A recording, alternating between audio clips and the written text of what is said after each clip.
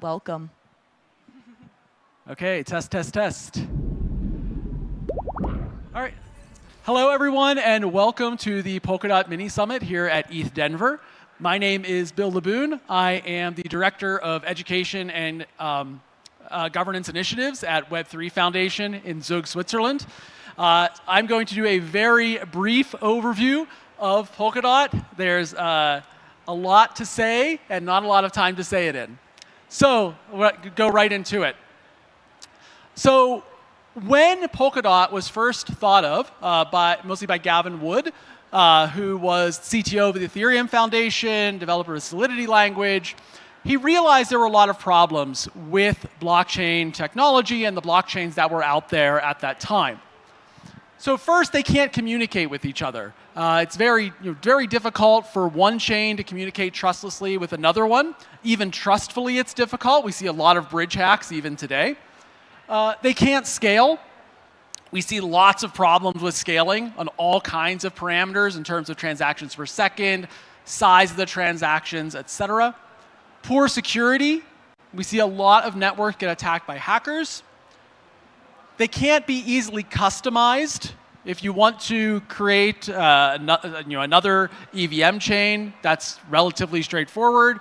But if you want to do something special or specific, it's much more difficult to do. Poor governance, often governed by a multi-sig or maybe no governance at all. And upgrades are difficult, which means it's problematic to future-proof them, to ensure that as new features come along or as problems are seen, that you can't update them.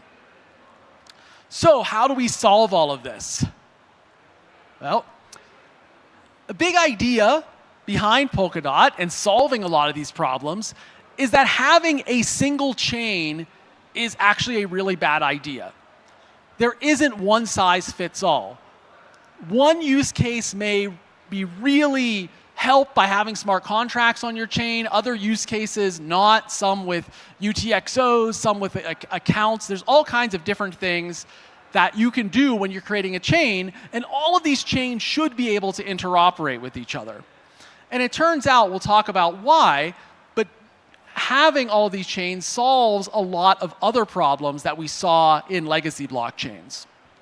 So Polkadot is what we call a heterogeneous or heterogeneously sharded multi-chain protocol that connects and secures blockchains with pooled security and interoperability. And I'm sure you've heard a lot of buzzwords already at ETH Denver, so it's sort of a very easy translation. Polkadot is not just a blockchain. It is a set of blockchains that can work together, talk to each other, and share in the security of the network. And it makes this easy by allowing you to develop a chain and plug in to the existing central chain of Polkadot, what we call the relay chain, and allow the developers of that chain to focus on what they do best, the actual rules of that blockchain, what you want it to do. So a very brief overview of the architecture of Polkadot. I've already mentioned the relay chain, or layer 0, which is the central chain of Polkadot. It provides economic security and interoperability to the chains that connect to it. There are also parachains that connect to the relay chain and can do different things. So we have Asset Hub. We have Kilt for identity. We have Moonbeam for EVM smart contracts. We have A-Star for EVM and other kinds of smart contracts. We have Subsocial for social networking. We have Zeitgeist for prediction markets. There are 49 different parachains operating right now on Polkadot and more coming all of the time. So this isn't theoretical, right? I see a lot of people who have developed these parachains out in the audience right now. They have been running on Polkadot since 2021. And there is room for many more to join. In terms of these chains interacting with each other, we use a technology called XCM, cross-chain messaging. This is live, has an average of over 2,000 cross-chain messages per week, over 640,000 in total. If you're interested in building one of these parachains, we provide Substrate with a Polkadot SDK. which allows you to very easily build your own blockchain. This is actually why I got into Polkadot in the first place. I saw Gav's talk at 2018 at Web3 Summit about he pulled a laptop out of a brand new MacBook, and then an hour later had a new blockchain with specific rules. And I thought that was super cool. And if you've ever done any development in something like Ruby on Rails, where you can very easily get a website up and running, you don't worry about all of the details of networking, you just focus on the rules. Substrate is similar. There are a lot of different libraries, what we call palettes, and you can choose which ones you want or develop your own, have them tied together in different ways and interacting with each other in different ways in a very easy to use mechanism. Out of the box, you can very quickly get your own blockchain up and running. However, Substrate is not just used for building on Polkadot. If you think of it as sort of a diagram here, we have Polkadot, we have many different Substrate-built chains, but there are a lot of other chains out there that are built on this technology that people don't even know they're using Polkadot developed technology behind the scenes.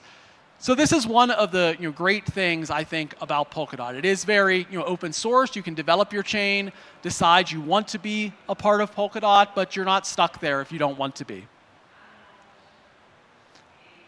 And conversely, if you don't come onto Polkadot and decide later you want to, and you build on Substrate, it's relatively easy to do so.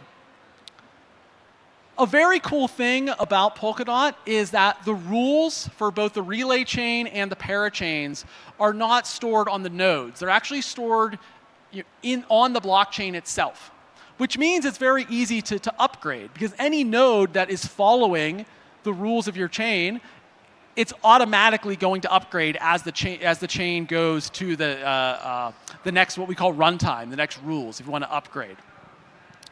So it's a WebAssembly bytecode. It's actually on chain. You can view, you can see the rules of the chain, and interpret it yourself. It allows for some really cool functionality. One of the things that just got released, actually I think about 2 days ago, is something called Chopsticks on Polkadot.js, which allows you to fork a version of any chain and play around it with yourself. It gives yourself 100,000 tokens and see, all right, what would happen if I issued this transaction? What would it do? It's a super great developer user experience. Polkadot always has a lot of developers interested in it because you really can do some very interesting things, which you can't really do with other blockchains. Where if you do want to change how it works at a fundamental level, you have to do a hard fork, which requires a lot of coordination. And again, this is not theoretical. This is not something that I'm telling you, wait until Q4, it's going to be awesome.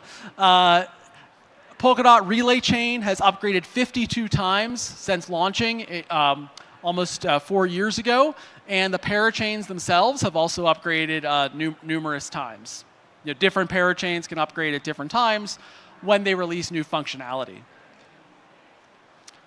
Polkadot is incredibly decentralized. We have a very full-featured governance system that is without what we call first-class citizens. One dot is one vote, and everything can be voted on and changed in the system. If you don't like the inflation rate, if you are against a runtime upgrade that's proposed, the dot holders are the only ones who can allow that upgrade to go through, or conversely to vote against it. And there are actually dozens of referenda going on at all times in the ecosystem. The Polkadot governance, it's full of very passionate people with almost like political parties that have formed.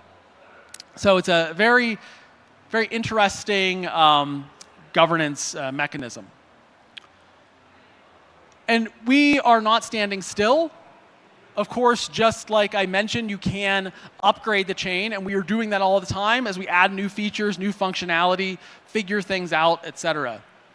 So I'm not going to have time to go into the details of all of these different proposed upgrades, but hopefully just the names make it sound like there's going to be some interesting stuff coming. Very quickly, Agile Core Time allows you to adjust basically what is the necessity in terms of core time for your blockchain. If you have a blockchain that requires a lot of computational resources, you might need more. If you have one that needs less, then you'll need less, so you can actually save money. Core Jam allows you to run things other than just parachains on the relay chain directly. Hermit relay chain, we're going to put more and more, we're going to offload more superfluous capabilities from the relay chain to allow more parachains to work on it.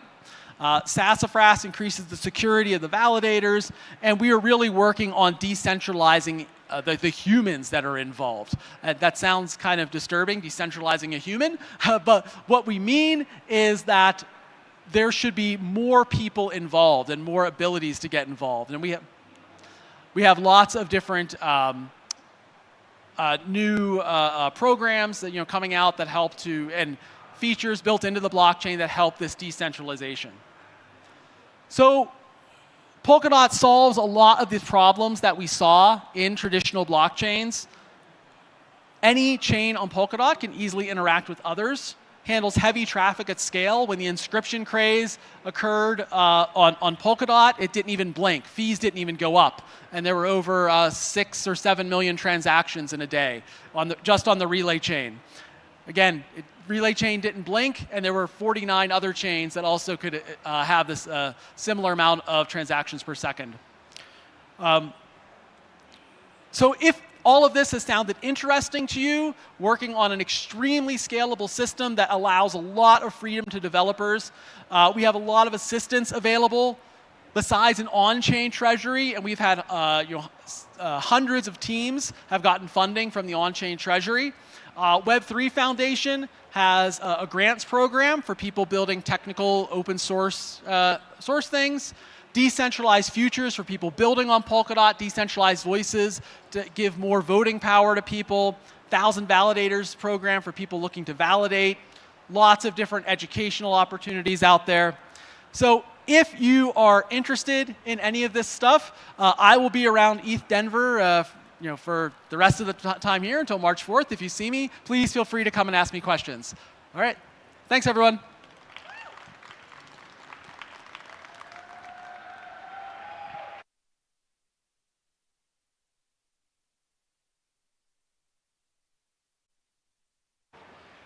Okie dokes, just bear with me one sec. I am gonna present you guys to Ingo Rube from Kill Protocol. He's the founder of Kill Protocol. Let's change this here.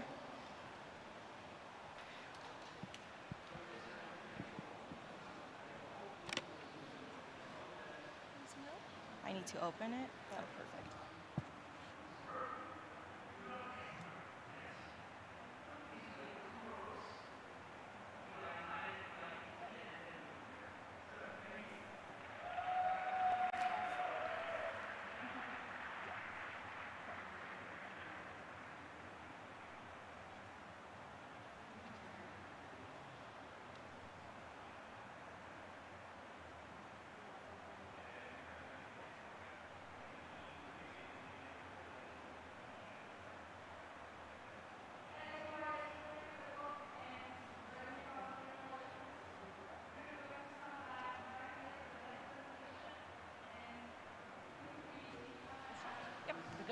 We're good. Okay, dokes. Now, here we have Ingo Rube. Thank you. Good afternoon. My name is Ingo. I'm the founder of Kill Protocol, and I'm going to talk about an idea how we can actually bridge identity from ecosystem to ecosystem. So when we look at identity management, let's first look at the 1990s. There everyone had a set of usernames and passwords, and one was looking into Amazon, one to Google, one to Microsoft, and that was, well, people didn't like that very much because they always forgot their passwords, or even worse, they used the same password and username for everything. So another idea was born, which came out in the 2010s, and that was the identity provider. Identity providers use things like OAuth to actually make a layer between you and the services. So basically you have a Google login or a Facebook login, and then you can use this to log into Pinterest, Discord, Zoom, and so on. You probably all use that. Of course, that has its own problems because it's somehow centralizing things, and Google, of course, collects all the data and sometimes uses the data for making money with it, which is probably not so good, and you don't own your identity. It's owned by Google. So how does it work? As I said, it's using OAuth and OpenID. Basically, you go to the identity provider by clicking on this button, log in with Google, and then you get an ID token inside your browser, and then you use this and send it to we call it relying party, which could be Pinterest or Discord. And as Pinterest and Discord trust Google, and this thing is signed by Google, they can trust that you are actually this Google user, and then you can run around this platform. Now, when we look into Web3, it becomes even worse, actually. So here in the Polkadot ecosystem, we have different apps on different chains, the parachains, as we already heard, and all these things have applications on top of it, and of course we have Polkadot addresses. But of course we're at ETH Denver here, and in Ethereum you also have addresses, and of course they're not the same, but they have their soulbound tokens, and they have lots of applications which are relying on the soulbound tokens. But this is not compatible. So Soulbound doesn't work on Polkadot, and the Polkadot address doesn't work on Soulbound. And then, of course, we still have the Web2, and we have the Google with their ID tokens, which their applications use. So it's getting worse and worse, actually. And then just a little for the soulbound tokens. So what we use in modern identity systems is DIDs and verifiable credentials. These are international standards from the W3C, the World Wide Web Consortium. That's the people who brought you HTTP. And soulbound tokens are not compatible with that. Also, the verifiable credentials, the standard, they store personal information in the wallet of the user, which is actually also GDPR compliant and good for protecting your personal data. In soulbound tokens, it's a little bit like on the public blockchain where personal data shouldn't be. And of course, soulbound tokens are coupled with an Ethereum account, which makes it all very much basically connected to your purse, which you also maybe not want. So how does identity management in the Polkadot ecosystem work today? As I said, many of the chains of those parachains we just learned about, they have their own identity system. They're building identity over and over again, and they're building it in a different ways. They're building it sometimes compatible with standards, sometimes not. Which is also not pretty cool, because then the user here has many different identities in one ecosystem, which is even worse than it is in Ethereum. And it has some limitations. So we are actually back to the one identity, one application platform, which is the 1990s. And they're doing things twice and triple and so on. And that is actually not what we want. So we invented something we call the DIP, the Decentralized Identity Provider. How does that work? So first we take a decentralized network, which is a parachain, in our case KILT, which does identity. It's this one purpose thing, what Bill just was talking about. We do identity and nothing else on the blockchain. So you can set up an identity in the KILT blockchain, and then you can use this identity in different relying parties, which could be the other blockchains running in the Polkadot ecosystem, the other parachains. And why does that work? That works because we have a truth link, as we just learned from Bill, between the parachains through the relay chain and through XCM. So the parachains actually can rely on each other. And you don't have to rely on a single party. You rely on a public permissionless blockchain, which is much better than relying on Google. That means that all the parachains can actually use now what we provide in KILT as an identity, but we are not limiting it to KILT. Also, other parachains can have their own view on identity and also use this mechanism to deploy it with the DIP and then offer other parachains their identity services. So it's not exclusively for KILT. So high-level architecture. We already heard about pallets. So pallets are like modules in the Polkadot world in Substrate. So we have two of them. One is the identity provider, the provider pallet, and one is the consumer pallet. So any parachain that wants to use the DIP just imports the consumer pallet into their runtime, and anyone who wants to be an identity provider just imports the provider pallet. And then those two talk about a truth link together and export identities. How does it work?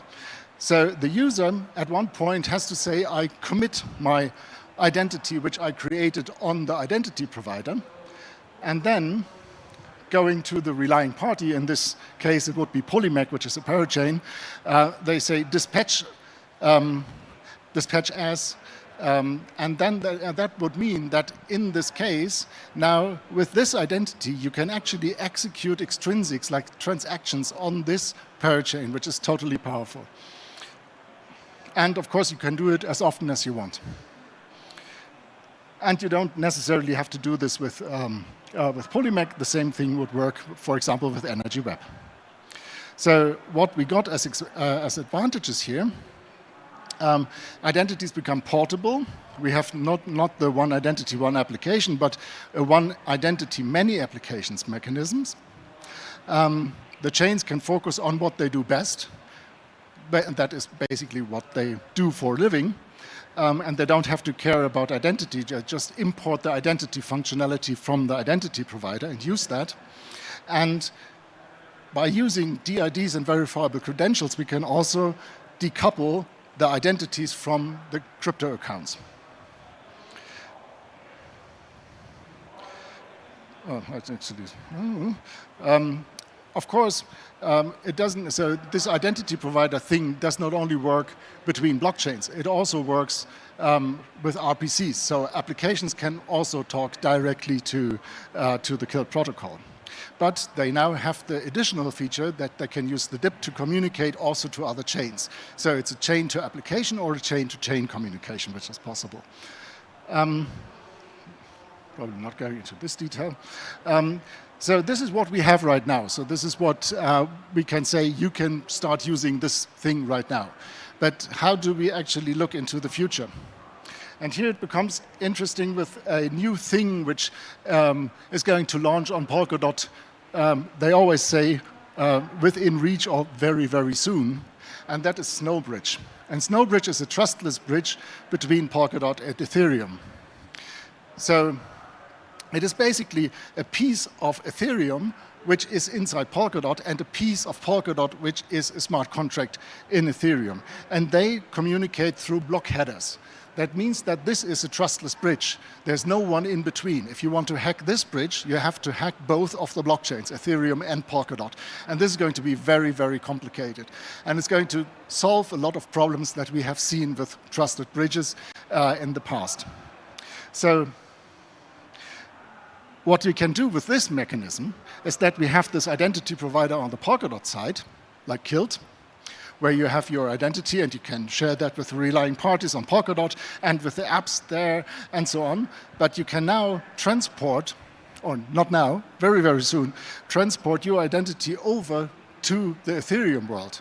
And then smart contracts in the Ethereum world can use this identity. And of course, the apps or dApps, which are built on those smart contracts, can then also start to use this identity. So this is a really powerful mechanism, which is hopefully going to come up soon. So this is actually the goal. So we will have Web 2 applications, and we will have Web 3 applications, and we will have blockchains. And through bridges and through RPC, we can actually connect them all.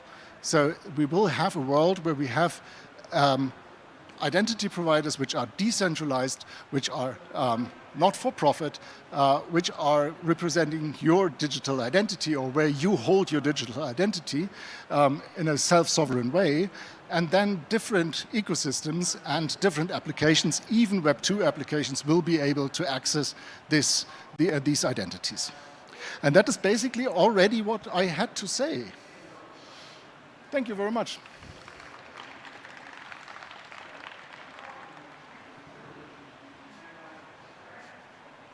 was too fast. Thank you.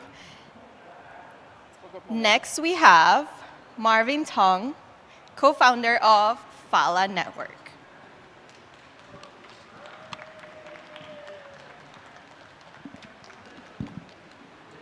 Here's something. Perfect. Thank you.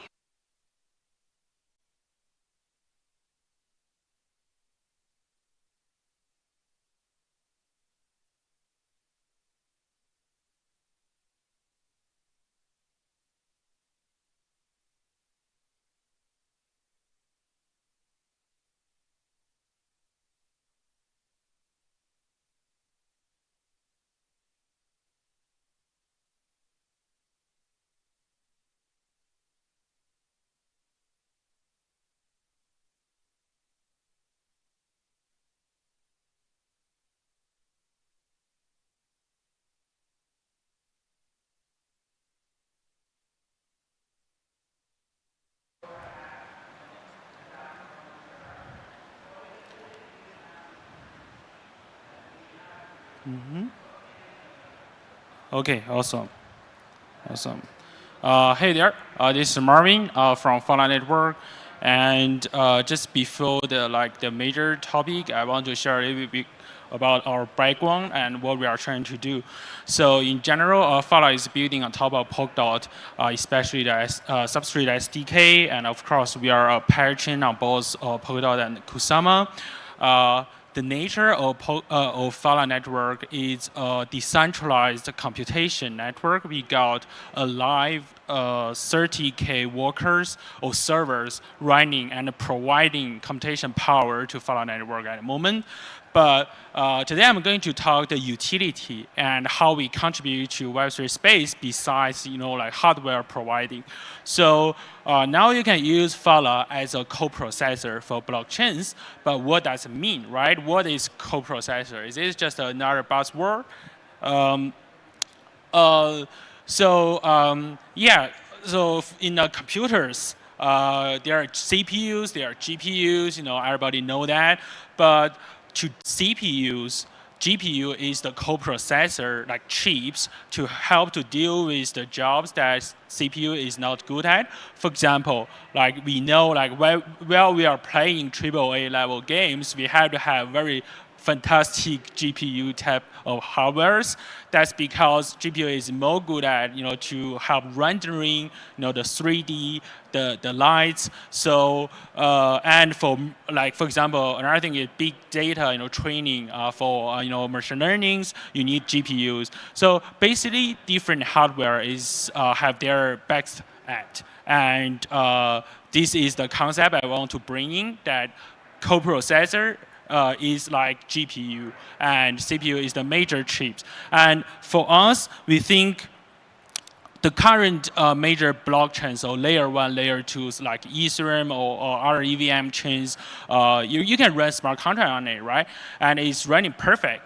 And that's the CPU, best at. But on the other hand, there are many jobs that you can barely do with the virtual machines.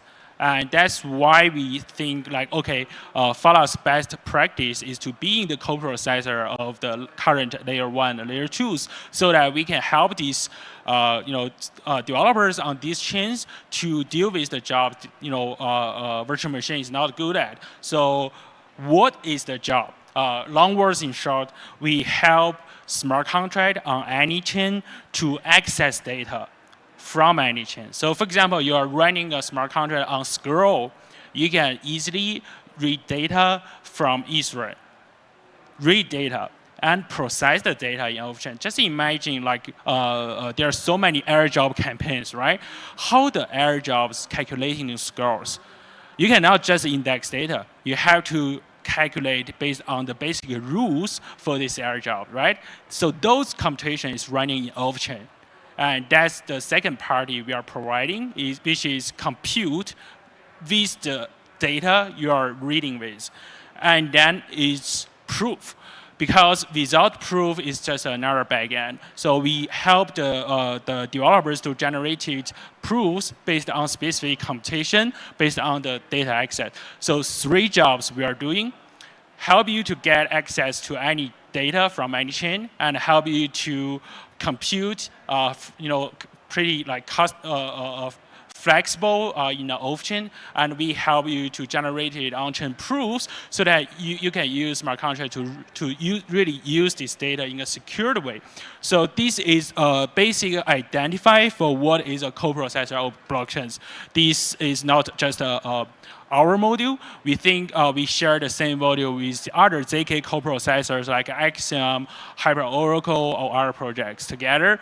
Access data, computing off-chain, and provide proof. But today's major topic is not about what we already done, it's about what we are going to do in the next stage. So I'm going to introduce a new type of coprocessor of blockchains. So I know, like guys, you are in East Denver and you join the meetings. There's so many buzzwords, right? Restaking, AI, ZK stuff. That's what you hear like every day. But we have some different insight about AI and what can we actually contribute in short term. That is the auto agent. So you see, like this is like a growth matrix between three open source projects: AutoGPT, Longchain, and Llama. Like of course, I didn't put the matrix of Bitcoin and Ethereum, and if I put it in there, it will be you can barely see it. So compared with the growth of open source LLM, which is Llama and Llama 2. The growth of AutoGPT is amazing. It's unbelievable. So based on similar like research and insights, we do realize that people don't really directly interacting with these LLMs. They're using AI agent. So users just don't. I mean, if you are using ChatGPT over requesting the OpenAI API, that means that you are using an agent.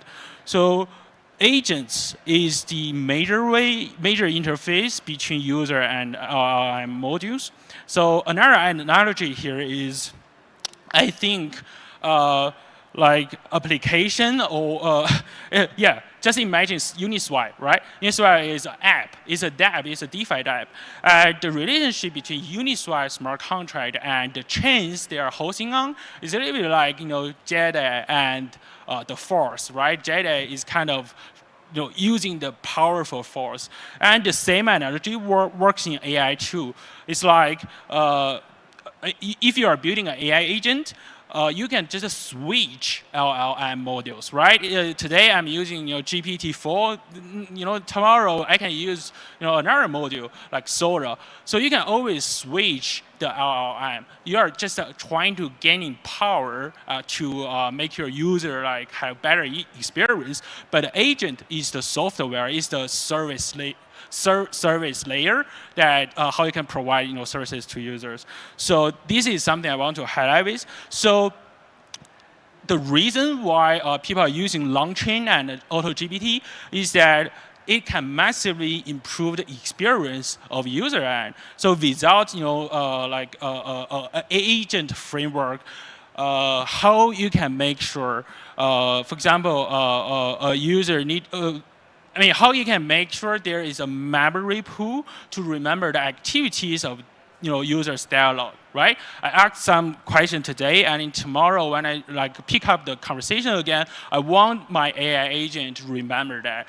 And even more, I even want this agent can improve the intelligence level based on all of my historic data input. So there are many things you can do only with AI agent framework, and that's why everybody in the space is using Longchain and AutoGPT as a framework.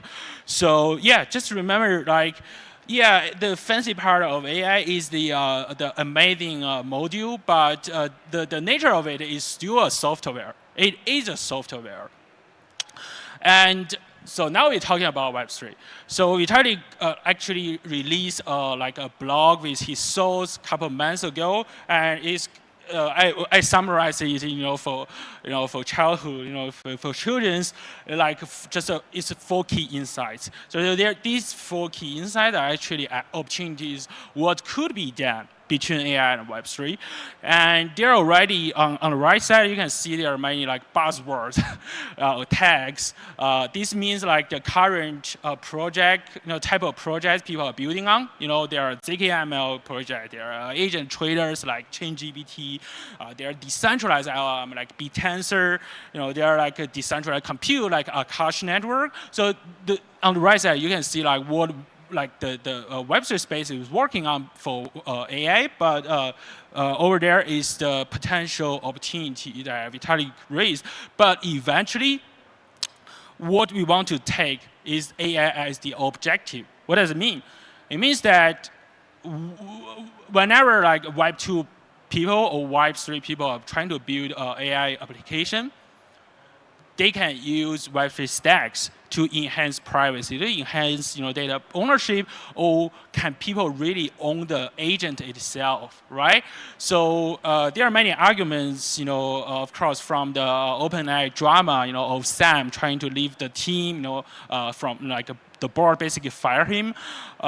The drama, the nature of this drama, I think it will just keep running like this because there's a conflict between public good or some like how if 99% of human beings is using OpenAI every day, how we can make sure they're nothing they can't be evil. There's no way you can guarantee that. But on the right side, there are already some project ideas working to improve that. We think it's not just I think. After I talk with some projects also working on this perspective, we think there's a future that called multi-agent world. It means that agents could work with each other like how smart contracts work with each other in DeFi Summer. So each agent could have very different specific tasks they are working on, and it make a very specific service based on users' demand. But in the other hand, every agent as a microservice can autonomously just communicate with each other and pay each other and just work together. So we believe this future, and together I think David from, for example, Autonomous, they are also working on the same mission, and we do think working from AI agent is better than working from decentralized LLM module. So it's kind of like like an argument, but for us, we think if you solve the problems of centralization for these AI agents, you solve 99% of the problems or trust issues for AI because users just use AI agent. So that's our thoughts. We want to build a multi-agent world as open as DeFi Summer.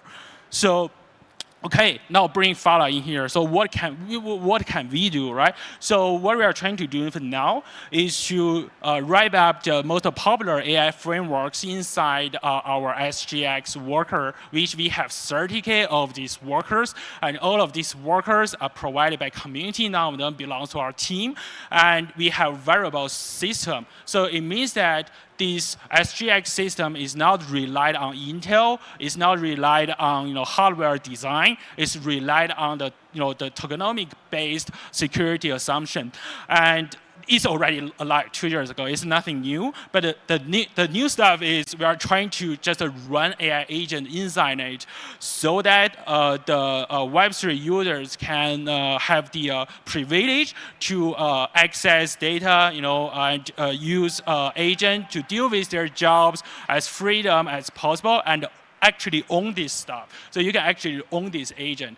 instead of relying on some other third parties. And there are some key benefits we should bring to users so that there are actually people want to use it. Of course, it needs to be super easy. It need to have interactabilities like parachains or block spaces in Polkadot. So it means that when an agent receives some request, it should be able to deal with the request automatically instead of manually, and it should be verifiable. I mean, just imagine this. I personally don't think this use case is solid, but just imagine a use case. So you are hosting an AI agent for yourself. for arbitrage, like multi-chain for profitable opportunities, you deposit like $1,000 in it, and then you tell this robot, this agent, hey, buy Follow token, each time whenever the Follow token drop 10%. Just it won't happen. But just imagine this use case. You need to know exactly how this agent works, right? Otherwise, how can you know like it's not messing around? Because if there are bugs, errors, or LM wrong output, then your money is going away. It's very dangerous or risky moves. So you need to trust this system. And how can you do that? On this, you can verify each step of this autonomous trading agent, how it works. You can reverse, the logs. You can know, okay, this is my natural language input, and this is how OpenAI output, and this is how the next agent reusing this output. So this is kind of a secured sandbox, and we are trying to provide it. Yeah, and another thing, I'm going to finish very soon, but I think to make sure we can actually onboarding the AI and Web3 developers, there are two like key stuff we need to just provide. The first thing is we need to support the most popular AI tools. I personally don't believe that people would rather to use a stupid module rather than an intelligent module just for decentralization. That just doesn't work. So we have to support the most popular modules like GPT-4, Llama, or other modules.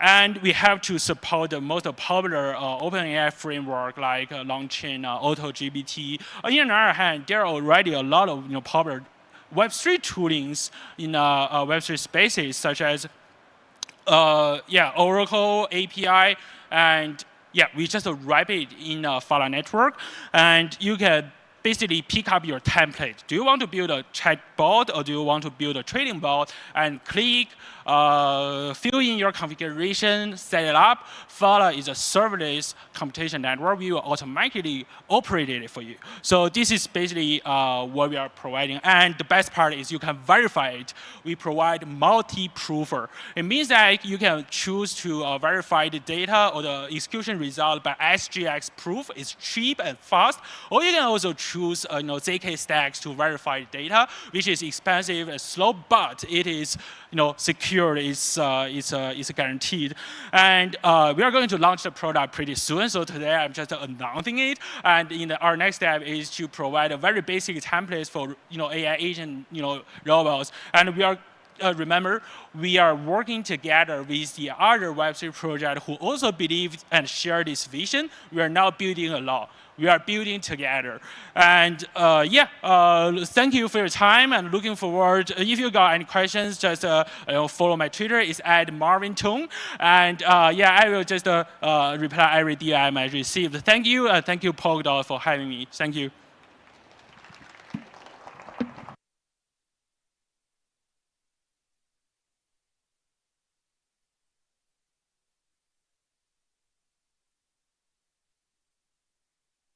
Thank you, Marvin. Now we have Christian Giller, Head of Research at Accurist. Mic check. Thank you. Don't be afraid. My name is not dangerous at all. I'm also not dangerous. So that's that. I'm from Accurist. And today we're going to dance together. No, I'm just kidding. Dancing with Moore's Law. So if you have a background in computer science or engineering, you might have heard about Moore's Law and the mobile cloud disruption that we're calling with Accurist. What is Moore's Law? So just a quick recap. Gordon Moore, one of the co-founders of Intel, he defined this a couple of years ago, this law, or more like a prediction, that the number of transistors on a microchip would double approximately every 2 years, while the cost of computers would be halved. So up until recently, he was very accurate with this prediction, but it's sort of stuck now. And the main reason is physical. So we reach like sizes of atoms when it comes to transistors. And well, I'll leave that up to the physicists to decide what's next. And also effectiveness-wise. when we talk about energy efficiency, another metric is actually much more important. And we're talking about performance per watt, which is sort of considered the new Moore's law. So you might think, why do we care about that? In a context of Polkadot especially, I'll get to there, don't worry about it. So performance per watt is becoming increasingly more important, and it's effectively just compute efficiency relative to the electricity consumption. Why do we care? Operational expenses. So as we saw in the recent years, also big tech starts to care about costs, fortunately and unfortunately. So there's always two sides of that. And also an ecological aspect. We want to prioritize decarbonization, efficiency, etc. What's the problem? As usual, 66% of the global cloud market is controlled by a few companies. And how do we connect to these issues?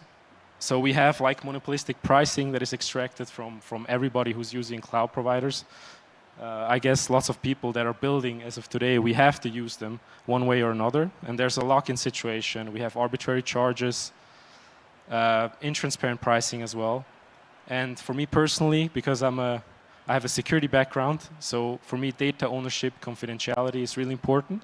And it's essentially impossible to achieve in a public cloud, especially when it comes to the trust we have to place in these providers.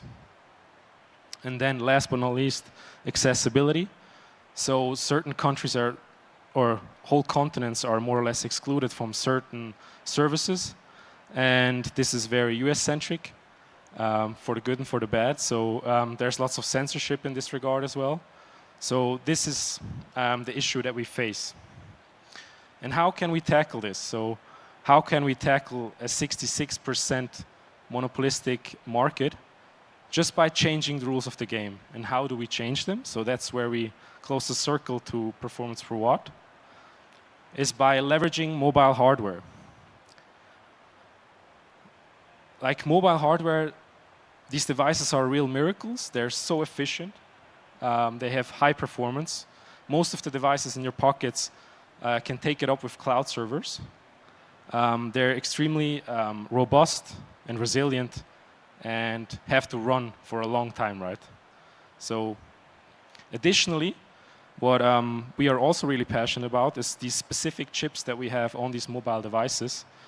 This is an example of a Google Pixel phone here, where you have TPUs specific for machine learning tasks. We also have high security chips also in iPhones to be found, and other phones as well, where you can store private key material very securely. There's high bounties for these chips, like they're being tested a lot, so definitely special purpose and crafted specifically for these tasks. So these numbers here show that we can actually outperform server hardware heavily. We compare here comparable hardware, so we have a Pixel 7a with 8 gigs of RAM, and we have a Power Edge server that also has the same CPU more or less and same RAM capacity. And you can see already the price of acquisition is 6 times cheaper, and we're talking about a new device here, so if you go second hand or even upcycling, it can be lower and lower. If we compare CPU mark, it's even outperforming the server. And if we go performance per watt, so the energy cost at the end of the day is 50 times less. So that's when we say we change the rule of the game. This is how we change it. The 83 times improvement there, you might wonder this is a mistake, but no, it's not. So if you actually use like a specific GPU from a specific device or TPU and have like a task defined that is optimized for this kind of chip, then you can achieve up to 83 times performance gains. So this is like huge, especially when you consider that these devices are also highly secure. Why upcycling? So we have all of these devices that are not being used anymore by telco providers. I just heard today a story of a huge consulting firm in New York they're replacing these their phones every few years, and so they're just returning them, or God knows what they're doing with these phones. They're just maybe landing on a landfill or just in a drawer unused. So there's huge untapped opportunity here for us. We already saw, we're based in Switzerland, that like people start buying together these broken screens or phones with broken screens and start to upcycle them already. So this is already happening as of today. Here's an example. So we have a working Pixel phone, just a broken screen, and you could buy it for around $25 and can start earning rewards by providing the compute to Accurist. These are evaluations that we did a couple of weeks ago. I'm really excited about them because this actually shows or proves the claims that we have made in the previous slides. This is pure execution time, so no latency included here, and it has been run for a couple hundred times over these different cloud services. So these were cloud functions compared with Accurist. And you can see already that we're beating them here below 3 seconds. Okay. I didn't do that. Good. Sorry. Didn't want to do that. Back to the right slide. So we're beating them already when it comes to execution time. And if you think about the pricing, which is already lower as well, that's quite remarkable. Also, we have to consider that we took random devices. So since we run this a couple hundred times, we took from our pool of processors, so these are all phones distributed around the world, we took randomly phones, and on average they were still faster. Of course, that could also depend sometimes on the specific device that you're using, but compared with the cloud functions, it always ran faster.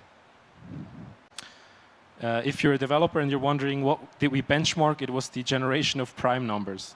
And the beauty of this is actually not just that it's faster, but for me what's really exciting is that we can actually prove with a signature and an attestation that this was executed on a specific device at a specific point in time, and then also returned to the executing developer, party, consumer. So it's actually end-to-end cryptographically verifiable, which is not the case with the other cloud functions. So what are you waiting for? Get your old phones out there and onboard yourself. So if you have an old Android phone, then you can just scan a QR code, onboard the device, and then start getting rewards from the Accurist Canary network. In the future, we'll support also other platforms, but we're very prone to keep it as secure as possible. So the hardware needs to provide certain standards and chips that can provide, for example, HSM-like capabilities. So for example, the secure element in the newer phones, iPhones would be an option as well. So yeah, stay tuned and looking forward to chatting to some people later. Thank you.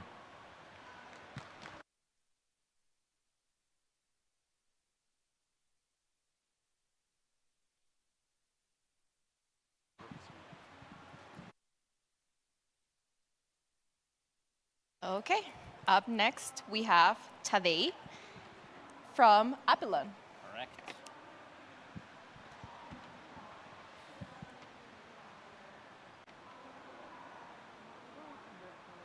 Yeah, you can do either one. All yours. And then make it full screen, and then they'll put, oh, there it is, perfect. Quit. I'll quit this. Awesome, I'm ready to go. Hi, everyone. Today I'm going to be talking a bit about building web Web3 with TypeScript, powered by Apylon platform. So first of all, for those of you that don't know what Apylon is a Web3 development platform that abstracts away complexities of blockchain, of parachains, of different decentralized protocols, and makes it easy for developers to come in and just do their thing. And I'm just going to go through a few features here that we provide. First is decentralized storage, which is powered by cross-network IPFS. We give developers IPFS gateways, etc., and make this really simple, drag and drop. We offer decentralized hosting. We give you an SSL certificate. This is just an extension of IPFS, so you can host your whole web page in an unstoppable manner. You can do NFT minting. You can do a normal ERC 721 collection, a Remark nestable collection on Moonbeam, on A-Star. You can check it out, and we'll be expanding chains on this. And these are maybe the features that those who know us know that these have been around for a bit now and are quite ironed out. But we were busy, and we added quite a bit stuff in the last months or so. First of them is integration of sub-social. So with a few clicks, you can generate your own chat room and integrate it in your web page, all without needing any sub-social tokens or anything else. This is also true for all the other services. With sub-social integration, we have also identity. So you can fetch sub-social identities and Polkadot on-chain identities for Substrate wallets, and authentication as well. So we have authentication SDK, so you can authenticate an EVM or Substrate wallet easily. We also now finally included some compute power powered by Fala, which is not general purpose yet, a specific purpose for encryption, which is NFT gated. So only people with specific NFTs can access files. And everything for this, we have a TypeScript, the point of this presentation, SDK, and CLI to make this easy for developers. But what I want to focus on today is pre-built solutions. So even though we simplify this development process, we want to go one step further. So we developed a few different pre-built solutions. These are basically full-fledged apps that leverage Apylon and all our APIs and showcase how this can be done for any developer. Meaning existing developers can come, fork the code, make a few adjustments, and bam, they have their own thing going on. Or they just take the parts that they're interested in and integrate it into their own process, app, whatever they're building. And these pre-built solutions are made with Vue.js on front end, on the back end, Next, Express, and Node.js. So really, let's say, simple and to the core, so anyone can just take parts of the code that they want. And one of the solutions I want to showcase a bit today is, like, if I look to the audience, there's a few people I know, but most of you I don't. And because you're here and listening to me babble, I want to give you a NFT. So I have no knowledge of you. I don't know your wallet addresses. So how can I give you a NFT? So this is a pre-built solution that addresses that. It works in a way that you have a backend that gathers emails and sends emails out so that you can then connect your wallet and claim an NFT, and that is an airdrop, so it's free. And this is powered by Moonbeam. So in this case, I want to showcase a bit. First of all, this is the GitHub code for this. You can see it's forked, and I did a few changes, and I'll go to it. So hopefully there's many developers in here that will find this interesting. Next, I'll just go through a bit through our platform. It got a bit of a redesign and revamped, so go check it out. I have a hosting setup. This is the service I was talking before. I have a domain setup to it, and this pre-built solution will be deployed here on this domain name.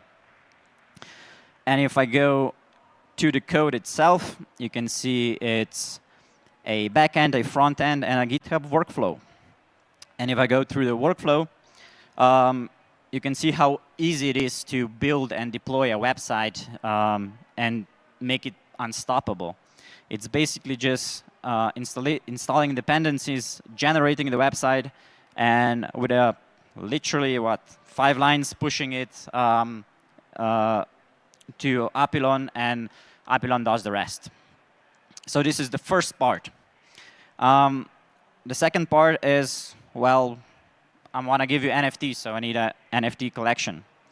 Bear with me, the internet is not the best because I'm on a hot spot. Go. Live demos.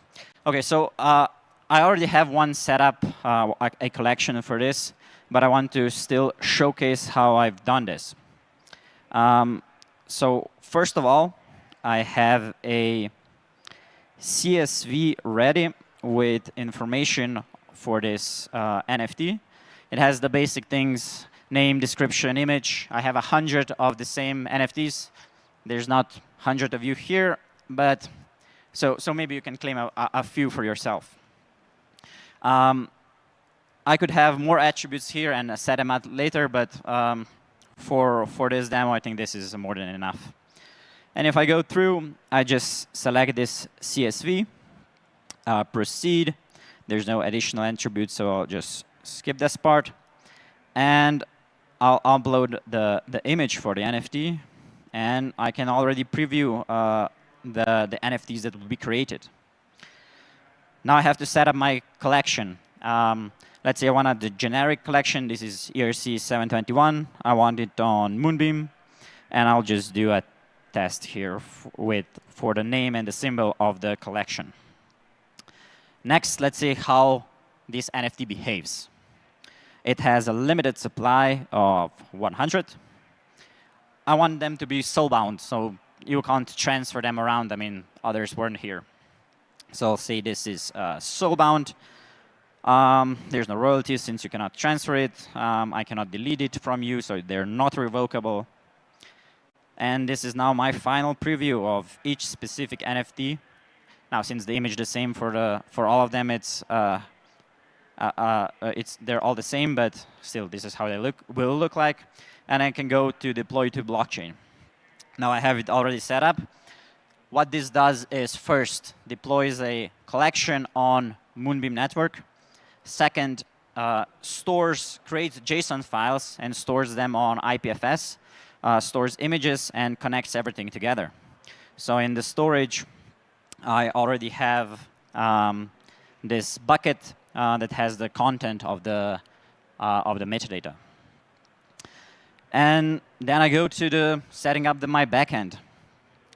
So this is the backend, like I said before, is in Express.js. And it's made so that I only need to configure a few things, like in my environment, I need to set up who the email sender is, the Apylon key, which collection it's minting, etc. And you already have Docker files, Docker Compose, proxy, so that you can set up your SSL. And in this case, the pre-built solution will be running on DigitalOcean. Now, this part is, we're here talking about unstoppability and decentralization, but this will run in Docker. But let's be honest, most of the dApps need some kind of centralized backend for parsing, etc. And in this case, I'm the one issuing you an NFT. This part of me issuing does not need to be decentralized. The NFTs themselves and the data and the website needs to be. But even imagine looking forward a bit. You had presentations before from Fala, from Accurest. You can see this running on those networks with a decentralized and a trusted execution environment. Or there are other projects that are tackling this. So even this, if you imagine a bit, will be possible quite soon. So you already have everything ready to be fully decentralized and unstoppable. Now let's look on how the pre-built solution itself looks like. So it's a pretty simple template. Here you can sign up for an airdrop, input your email, verify that you're a human. It has a CAPTCHA, so bot preventions. Now, hopefully, yeah, go internet. I'm able to solve this CAPTCHA. They're getting harder and harder. OK, I am a human. Now, if I try to sign up, I already claimed one for myself, so this should not go through. Yep, already signed up. But what this results in is a mail like this. So mail to claim your NFT. And I can, of course, this is, users add their own text here. I can link this to now. And let it load. Great success. I can claim my airdrop. Well, I already claimed it. So in this case, come on. Right. Detect my wallet.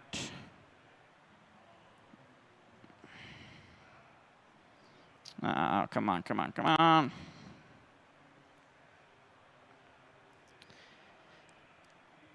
Well, live demos.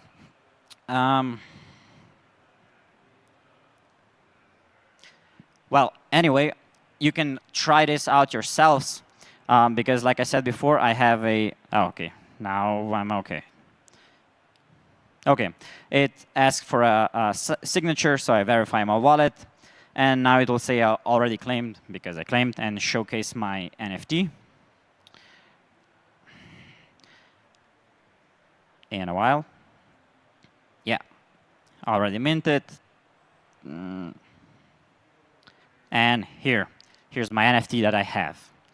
Now, if I go back to the backend code, all of this is here in simple routes so that users can take it. It's all in TypeScript. So you can, the claim code is here. You can see how identity is verified through our SDK. You can see how an NFT collection is set and minting is done, how the response is, how the front end reacts to that. Everything is set up. And like I said before, check it yourself. Scan the QR code, claim the NFT yourself. Hopefully, your internet is better than mine. This is fully decentralized, powered by Moonbeam, Crust, IPFS. And at this point, not only go check this part out, but check out our platform.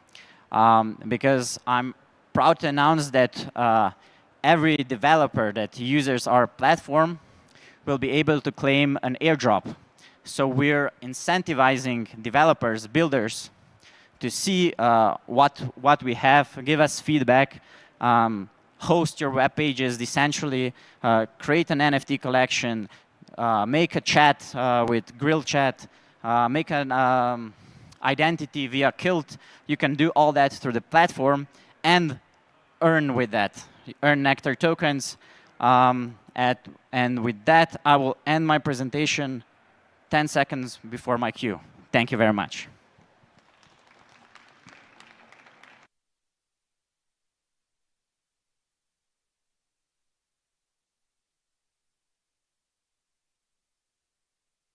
Okay, guys, now we have a teeny tiny break. We'll have 15 minutes. You can all grab some pizzas and sodas and water, and we'll be back in 15.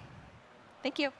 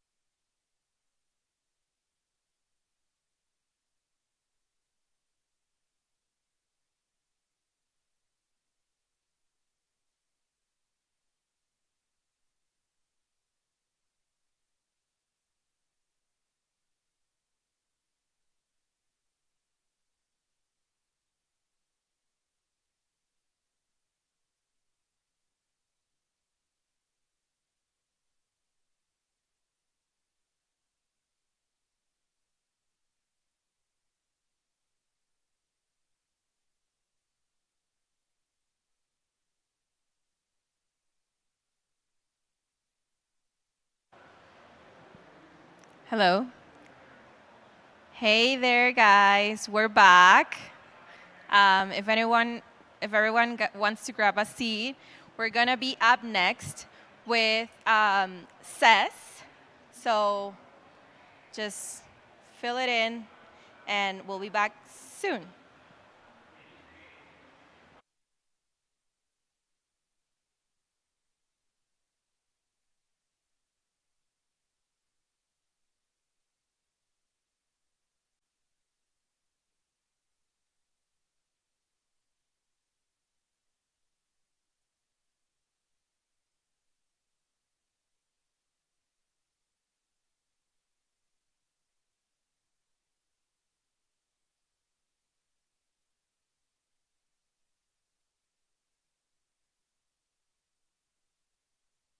Let's welcome Nicolas Salastani, co-founder and chairman of Cess. Thank you so much. Thank you, Polkadot.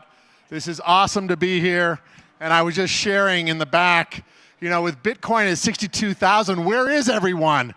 Anyway, it's great to see all of those out there. And I couldn't be more excited to be here today. What is happening with Web3, what's happening with data value, what's happening with taking our ownership back of our data is happening as we speak. Thanks to all the great technologies that are out here, thanks to Polkadot. And today I want to focus in on basically this whole concept of data value networks and the importance of them to get our data back, to keep control of it. And so where do I come from? Well, you're looking at an OG, but not in the crypto space. OG in the database space. I was one of the early people at Oracle. And so I did the Oracle database. And then there was the online cloud database. And today we now have the decentralized ecosystem for sharing data, sharing content. And I'm going to be sharing with you today what we're doing specifically. So if this will work. So pretty much everyone knows this slide, but the big thing here for us is it's all about read, write, and own your data.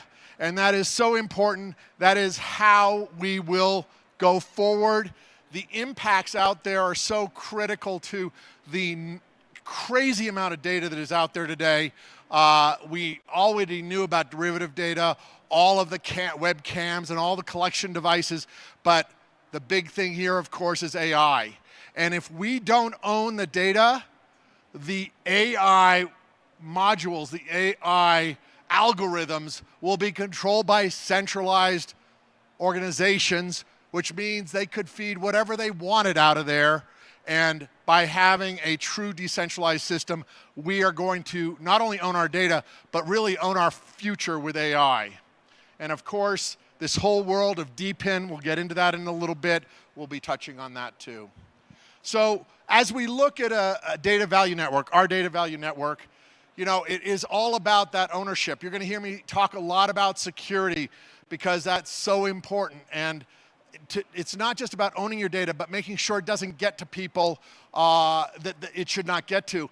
And most importantly, that we're able to manage that whole process. I come from the enterprise. We have to think now Web3 in the enterprise. That takes a lot more responsibility. That takes a lot more sophistication in the way we build these systems. And it's super important that we all work together to having that type of solution. Now, I talked about enterprise level, DApps, but it's also the speed in which we get the data. We cannot have systems that don't do as well as the past systems. We have to exceed what has happened in the past. And so we can have all this new functionality with Web3, but without having the systems at the same speed, at the enterprise level in terms of reliability, no one is going to, in the big corporations, want to move over to this type of environment. And that decentralized, which we've talked about being so important, has to have multi-party participation. It has to be anonymous. And we got to be able to, again, control that data and own that data. So specifically, as we look at Cess, most of you know we're a decentralized storage solution. But we also have our own blockchain. We also have a decentralized content delivery network. And it is the combination of all those that brings together the data value network that we provide out there in the marketplace. Now, I'm not going to get into super details, but you're going to see here, it's a very sophisticated, layered architecture that we provide. We do make it available. We are chain agnostic, so we're able to work amongst all the different chains. And we have the APIs that allow you to get in and out of our ecosystem very easily. But in terms of the distributed storage and the distributed content layer, we actually have 4 types of miners. So you can actually be either a storage miner, a consensus miner, a cache miner, or a retrieval miner.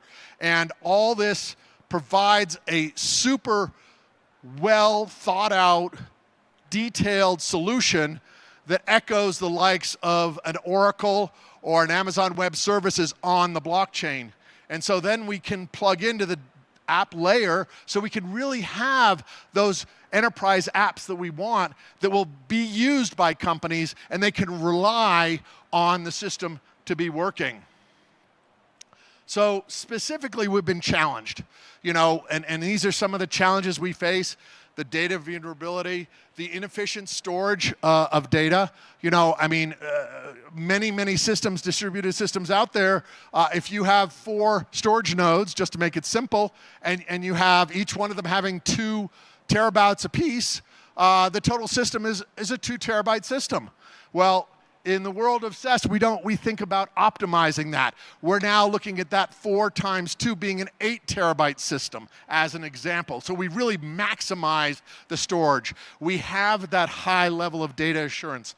Lots of systems today, they're good because they work, but they're slow. We want things to be, we don't need them instantaneously, but we certainly want to stream video. We want to be able to get anything quickly that we need. And so that fast retrieval, that high frequency is very, very important.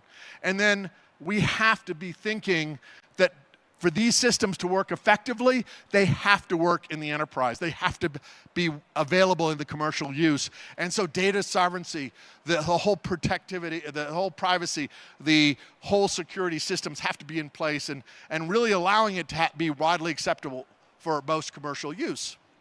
We go on to CDN and we think about, okay, how does that content get delivered around? And this is a key area. It's high cost. A lot of solutions out there, it's just one provider providing the CDN. You have high security issues that you have to be on top of, and we're challenged with the way that the data is transmitted and how the network gets congested. So all these things tie together, and of course, no standards yet. These are things we all have to work at. And so SES's solution is to provide that decentralized open resource. One of the key things for us is we're not an ecosystem by ourselves. Like Polkadot, we want to plug into everything. We want to allow everyone to be part of our ecosystem. So having the ability to easily, through our APIs and through our open system, you can plug into all parts. In fact, one of the key things is all of our partnerships. We have partnerships with Amazon Web Services, Google. We have partnerships with Polkadot. We have partnerships with everyone out there, and we're very focused on providing those partnerships. You can go to our GitHub. You can go to our website. You can see all the different ways to get involved with SES. We have all sorts of programs that will allow you to easily figure out how you can take advantage of our full ecosystem. And so, that is a critical component, because for this all to work, we have to be working together. And, when I was flying over here from the East Coast just yesterday, it just so happened the guy next to me was head of the Oracle Navy implementations. This is a guy that runs all the Oracle systems out there for the Navy and travels the world. And, of course, it was one of those, we're just about to land stories, but in that 15 minutes of talking, Navy and a lot of organizations are so challenged because they want to own their data. They don't want to go to the cloud, but the cloud is, much easier to work with. It's faster, it's more efficient. So are they going to trade off? Is the Navy going to trade off and let that information sit in a cloud, or are they going to keep it in the Oracle database? And he is, in fact, looking at Web3 to actually jump past the cloud and come into a place where they truly own the data, which is very exciting. This is the stuff that's happening right now as we speak. Organizations like the Navy, I've talked to the IRS, other governmental agencies, certainly the corporations. PwC has lots of work they're doing right now in implementing Web3 solutions inside corporations. So it's super important to be able to have the systems that deliver a high transaction and really well-toned system. You know, so now the testnet, I want to thank everyone in the room that has been on our testnet. We're in our 13th release of the testnet. We've had over 40,000 nodes in the testnet, and it's over this past 2 years that we've actually worked with a lot of you to perfect the system that we're providing. And it's through that exchange of information. Remember, we're big on Discord, we're big on communication. You know, follow us, keep involved, but provide us with your insights, because it's us all working together that's going to make this all work. And so we just launched out the latest 076 release. That came out the end of January. We already have 2,300 nodes up. As I said, we've had nodes typically, we get about 6,000 to 7,000 per release. So all the feedback is greatly appreciated, and we are getting close to letting this run on the mainnet. So we're getting to that golden release time, which is extremely excited for us. We are a token. You can, you know, basically, we will be issuing tokens. Some of you might know that we just announced the close of our first round of $8 million. And we just started this past week a new round to expand our horizon here. So this is, I think you got a sense from the layered slide, this is a very complex solution. And I spoke this morning at a DPIN group. And if we think about DPIN, it is all about allowing us to interoperate through APIs, letting everyone play, developers, miners, users, enterprises. And so we have to allow for all of this to take place. And you'll see there, you'll see all the 4 different miners that are up there. You'll see the exchange of data. You'll see the exchange of basically the consensus security. You'll see the exchange of tokens. And bottom line, all this you can find on our website at ses.cloud. It gives you a lot more detail than what I have up here in the time I have to present to you guys. But fundamentally, this is a very, very sophisticated system. And for us to win at DPIN and win in this world of Web3, we have to elevate all of our systems together to ensure that we really have something significant. And so we, as I said earlier, don't count on just having our own ecosystem. We have to think about being in the ecosystems that are out there. And so, you know, interoperating with all the different ecosystems here is absolutely critical, but it goes beyond that. Think about in technology, it's always about being available and going back in time, being able to utilize all of the solutions from the past. So that means that Web 2 and Web 3 have to interoperate. In fact, the guy at the Navy has to interoperate with his Oracle database into the Web3 environment. And so we are seeing that as a very important part of this. And what makes it really interesting is that we can, through SES, actually connect a AWS cloud to a Google cloud. So we are now looking at Web3 as being the glue amongst all the Web2 and the standalone systems that are out there, which make that extremely exciting. Probably for me personally, being a member of IEEE, I don't know how many of you know IEEE. It's a standards organization that has been out there for now 140 years. Standards are very critical. You know, if we think of just sidetracking for a minute, IoT, you know, was having a really big challenge until some standards came out. So when Matter came out, it made life amongst Apple and Amazon and Google a lot easier.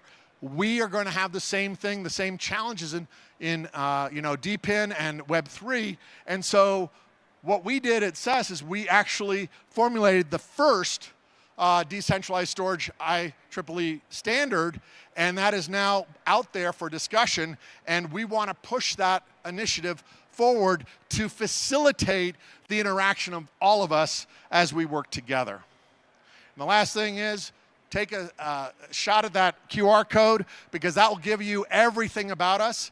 You'll be able to be part of our story. You can learn more about SES. You can get to the GitHubs and follow us on Twitter. You can actually communicate with us. We have evangelist programs. We have all sorts of programs you can participate at. And most importantly, stay abreast of what we're doing. We're about to announce some very big things over the next couple of months, and we'd love to find ways to work with all of you. Thank you.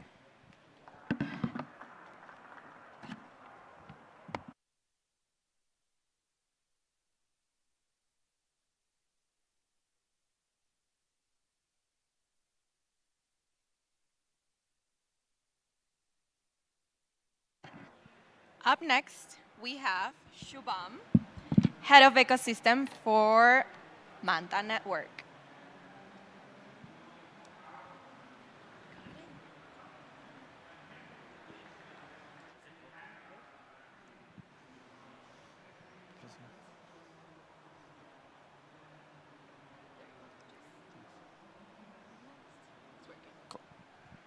Cool.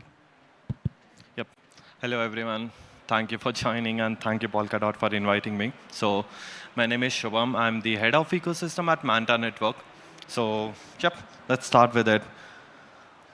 Talking about Manta, so just to give you a very brief introduction about Manta, Manta is a layer 2, plus it is a layer 1 parachain on Polkadot. So we have a layer 1. Initially, we launched a layer 1 back in 2020, which was a kind of privacy layer.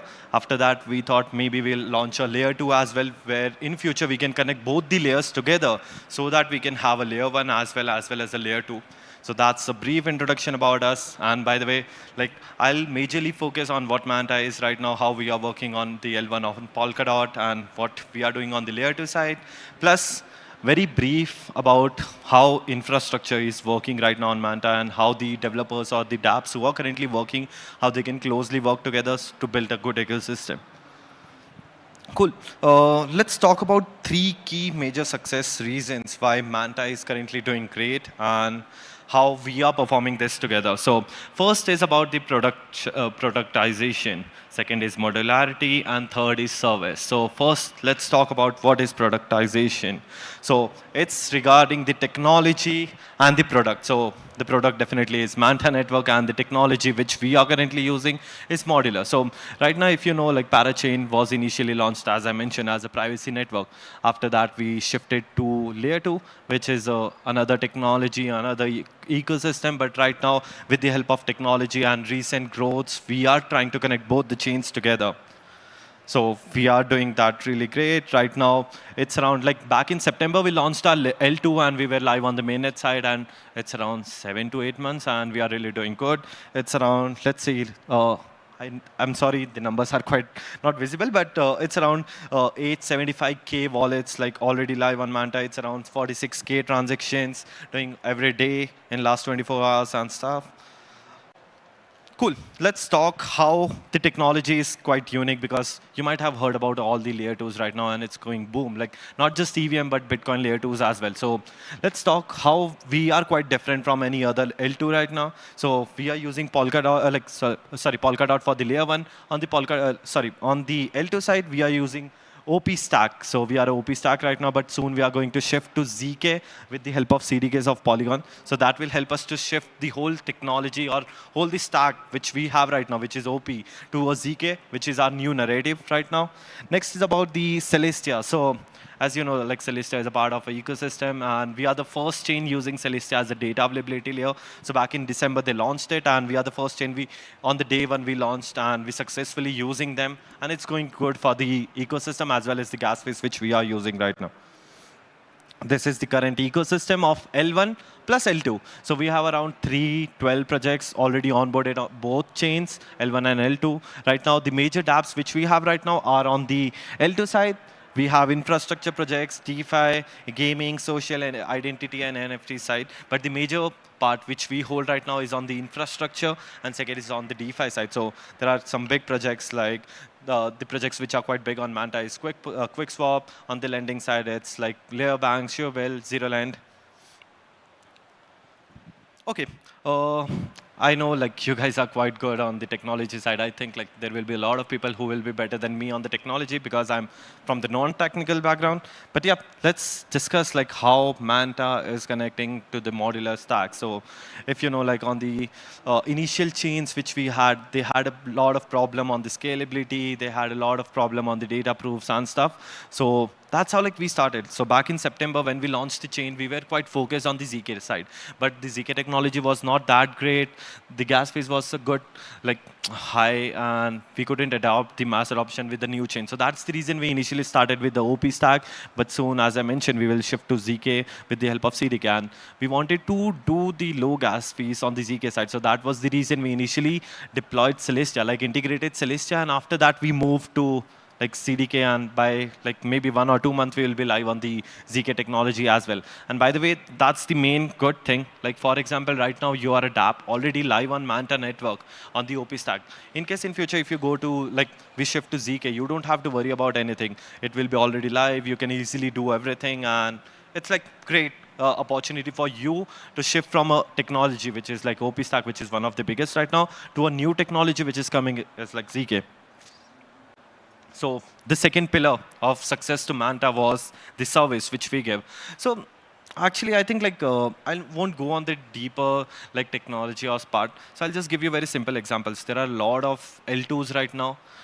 Some of them are kind of institutions. Some of them are kind of corporates where they doesn't perform as a Web3, but a Web2 kind of thing. So for example, if you are dApp, you want to support, you need to talk to 3 people initially, then you need to get the support, and then you get the grants or stuff like that. So it's a very complicated or a grapevine process. But at Manta, we don't do the same thing. So just a very simple thing over here. So right now, if suppose I'm the head of ecosystem, I'm talking to around 800, 900 projects. But that's the good thing. Like our co-founders, our CEO and CEO are in every group which we have right now. They are supporting each and every project, even if they are really small, tier 3 project or a tier 1 project right now. So that's a kind of service which we are providing. But apart from that, let's go to how the community members and how the team looks like. So initially, as I mentioned, we were not just focused on any one globe or one state or one kind of country. We are from like we have users which I mentioned like 875K wallets from 100 plus regions. Our team members are from 15 plus regions. By the way, I'm coming from India right now just for ETH Denver.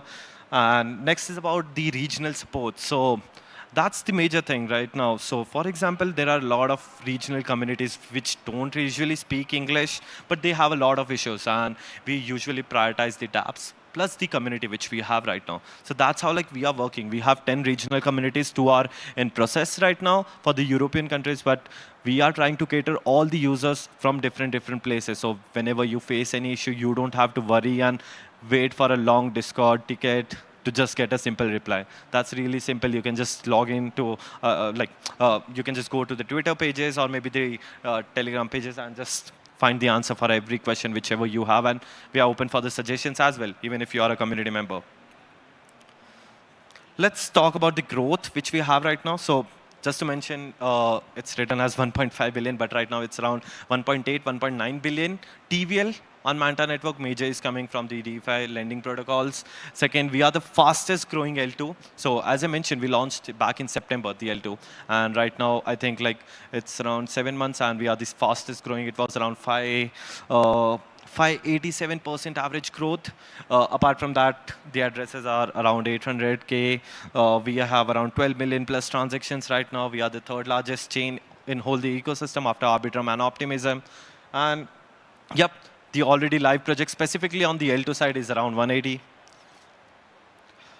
Cool. So as I mentioned previously about the Celestia, and we are like using them. So I'm sorry again, the screen is not visible much, but it's okay. So we have till now, like back from December till now, we have saved around 1.8 million in gas fees. So that's how like the Celestia and the data availability is using. By the way, there is a fun fact. So we have a Explorer right now from Block Scout, and we have another Explorer specifically for data like availability fees calculator, which is from Social Scan.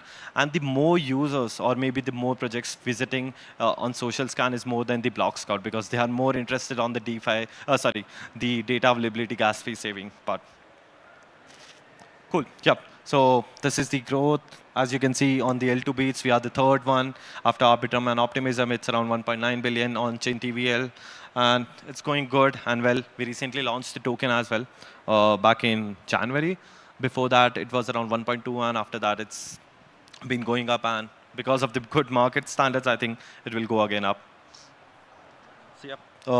The major, like out of 180 dApps deployed, I want to focus some of them. So Layer is one of the biggest DeFi lending protocol on Manta. They have initially started with Linea and other chains, but right now, on other network, it was around 6 to 20 million TVL. And right now on Manta specifically, just one lending protocol holds more than 635 million TVL. That's how big they are right now. And the second, the fastest growing lending protocol, which we didn't support, but still they are doing good. And right now we are trying to give them more and more opportunity, which is ZeroLend, which has around 18 million TVL in just few days. It's not even weeks, it's just few days or month. Between a month, they have grown to 18 million. Yep, this is some of the recent updates which we did. So as I mentioned, the first one is about the total DeFi ecosystem or the DEXs which are on us, like Izumi, QuickSwap, Aperture, Pacific Swap. We launched our recently token on all the biggest tier 1 exchanges, including Binance, KuCoin, Bybit, everyone. Apart from that, we like back on 25 in January, just after launching the token, we already had all the dApps already verified. 1,000 plus smart contracts verified. Daily transaction was around 150K. Right now it's a bit low because of the more liquidity, more locked in because of the lending protocol and some campaigns. And there are around 800K plus users. Also, like as I mentioned, we are recently looking to the ZK side more and on the ZK narrative. So we have recently launched an accelerator program with some biggest like names like Polychain, Celestia, 7x, Polygon, and stuff. So we are majorly focused on all the ZK applications or maybe fully on-chain games and stuff who wants to build on Manta, or not just Manta, but they require some support on maybe early stage building an infrastructure or maybe building a dApp. So that's how like we are working right now. Just to mention about the team, so we are around 60 plus team, like the core team. Apart from that, we have some community managers, our co-founders. There are 2 co-founders. One is from Harvard and one is from Massachusetts. Cool. Before ending the topic, how and what things, I would like to mention few things like how and Manta is currently working on L1 and L2. So after the token launch, so just to mention, like we were initially a privacy network, but that time ZK technology was not that great. And I'm talking about back 2020 and 21. So that was the reason the network was not performing well. But after the token launch, we are trying to connect the L1 and L2 with the help of liquid staking firstly, so that all the token holders who are holding tokens on the L2 side, they can do liquid staking of Manta token directly on the L1 side, and they can earn some passive income out of it.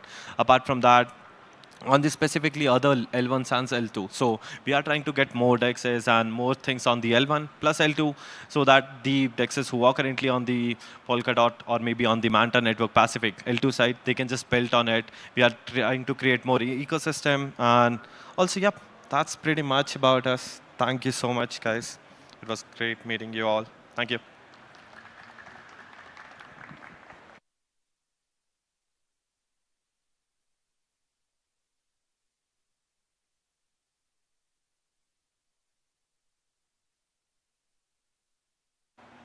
Okay, now let's welcome Marta Damche from Subsquid.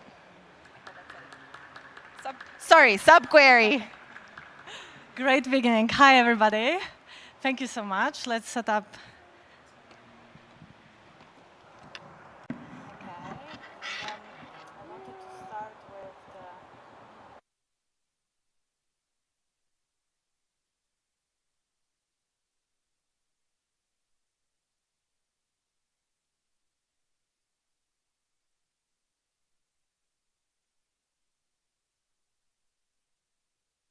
Hi, everybody. I'm Marta. I lead business development and subquery. I am a little bit jet-lagged, but happy to be here.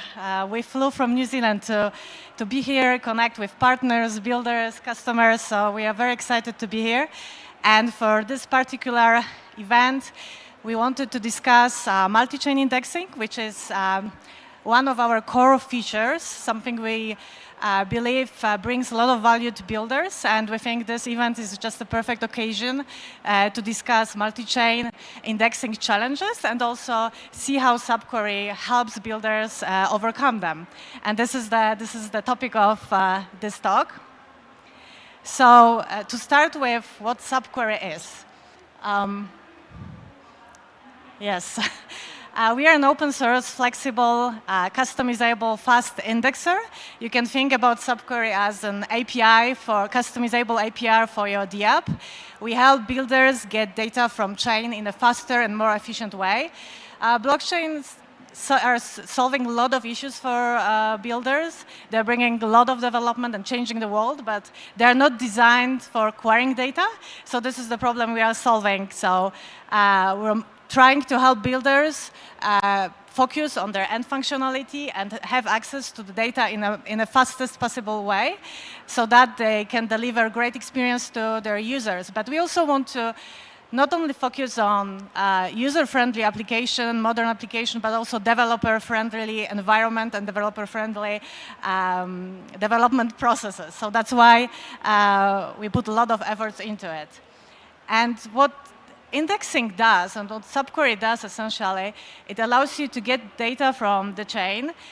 It saves it in a database that you can then query through GraphQL API endpoint. And as you can see, we can work with any project. Like essentially, if you need some data from the chain, you may need indexer. You may build it on your own, but you can use also solutions which are available out there and focus on building your own project and functionality for your users.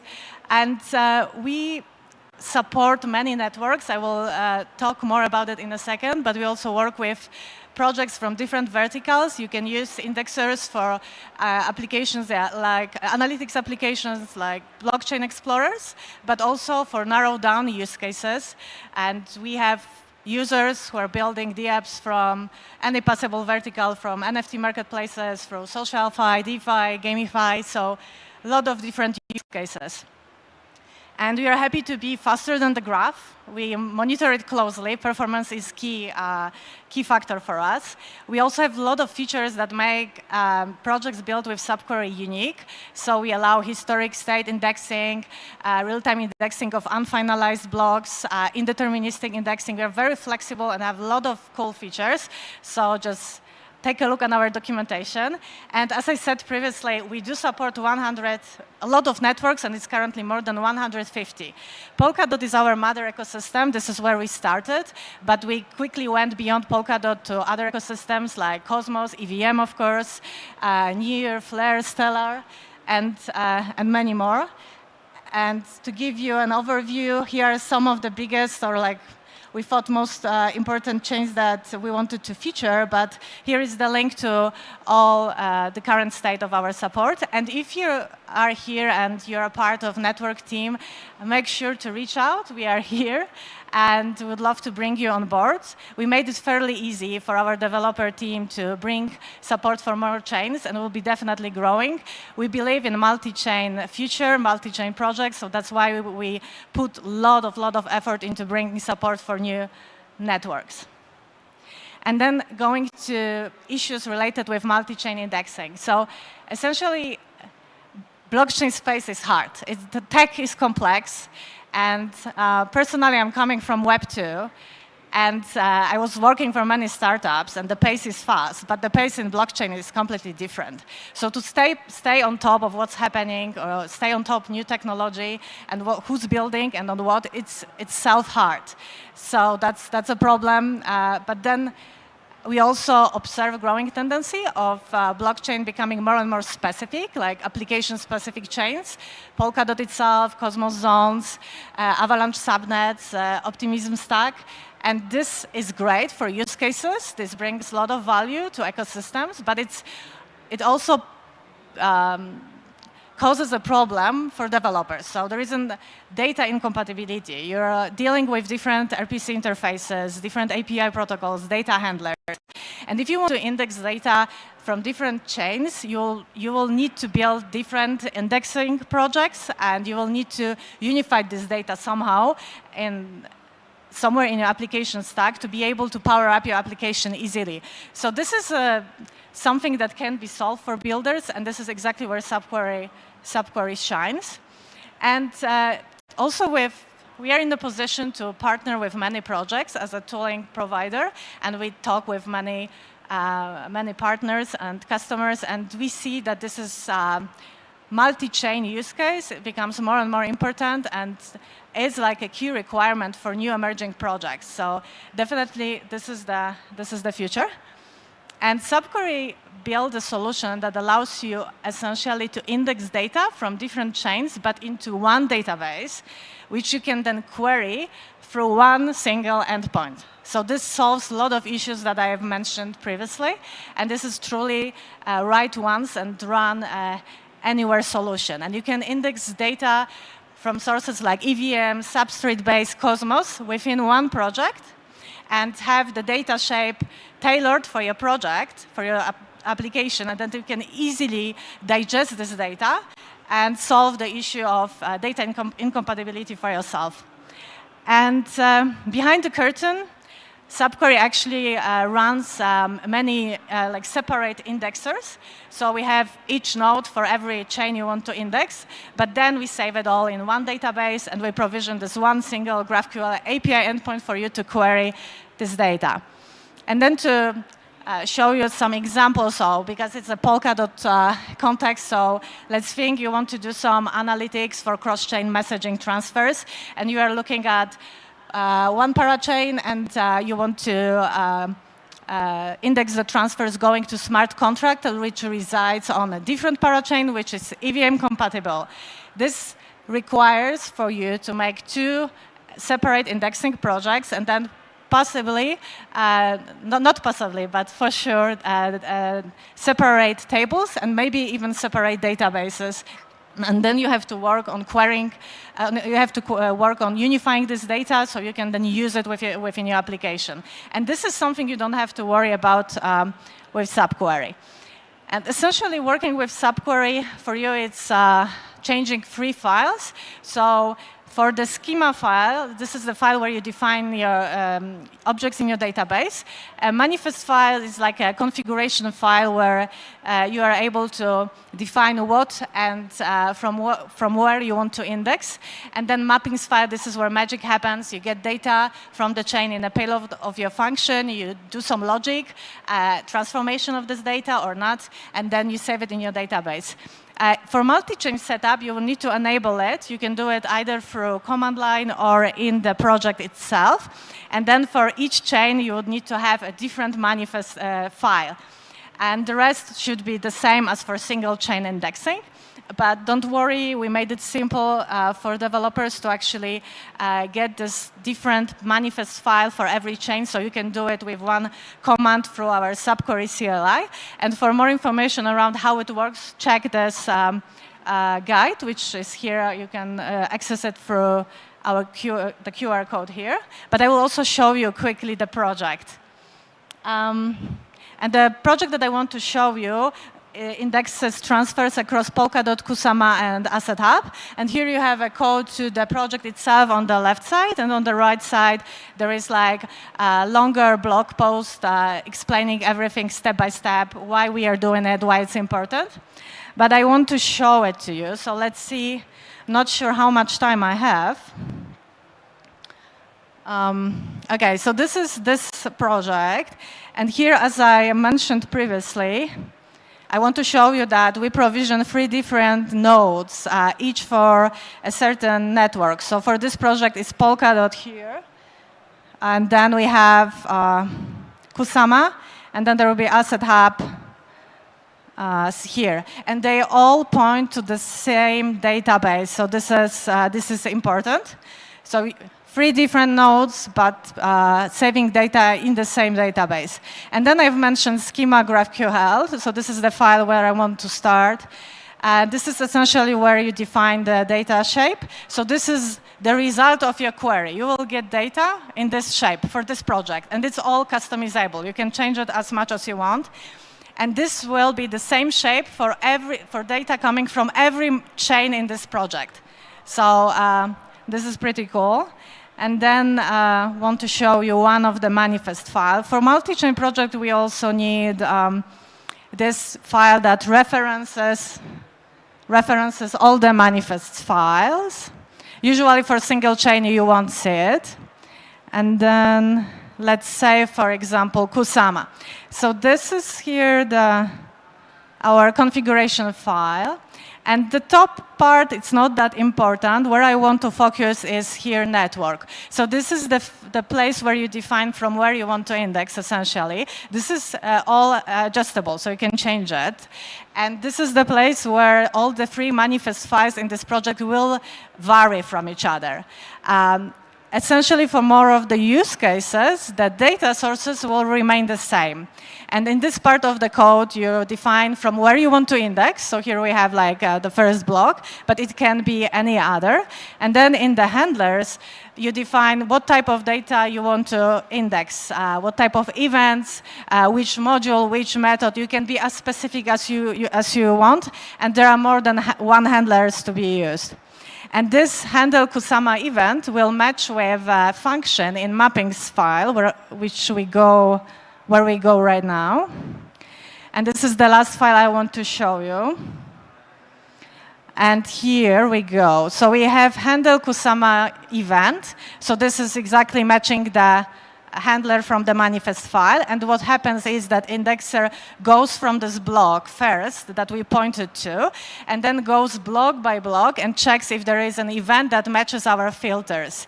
If it does find it, then it will execute this function. And here, this function actually points to another one, handle event. And as you can see, it's the same method for both Polkadot and Kusama handlers. So that's why this is how it works. And within this function, we do like a complex logic, essentially checking if a certain account exists or not, doing some other operations. But most importantly, we actually populate the properties of this object with data that we got from the chain, and we save it in a database. This part of subquery project is quite flexible. So you can use external APIs, libraries. You can call another application. You can trigger something else within your application stack from this moment. So, and you can imagine getting some data even from off-chain contexts and be able to actually enrich your database with this data in that specific moment. So this is pretty powerful. And this is the third file you usually work with when using subquery. And then what you will have is that you can host it locally. You can also host it with us. So make sure to check our documentation for our managed services. But you will provision GraphQL API endpoint for you to query the data. And here is this project deployed for us to see how it would work. So essentially, you will just get the response to every properties of the object in your query. And this is, of course, up to you how you query, and you can use GraphQL language to query this data. And then going back to slideshow. If you need more information, feel free to check our documentation. We put a lot of efforts in updating it and making it as actionable and valuable for developers as possible, and also join our community. Get inspired by others, learn what others are building, and our team is also present there. We have a busy technical support channel with a lot of cool questions, so feel free to also come along there. And thank you so much for being here. It was a pleasure, and we are here for the whole week. So make sure to get in touch. Here is my Telegram handle. I'm happy to discuss subquery in detail, learn about your project, and see if we could be a great fit, if you could use subquery. Or if you are a network team, if we could onboard you and bring support for builders in your ecosystem with this open source indexing tool. Once again, thank you for your time, attention, and let's be in touch.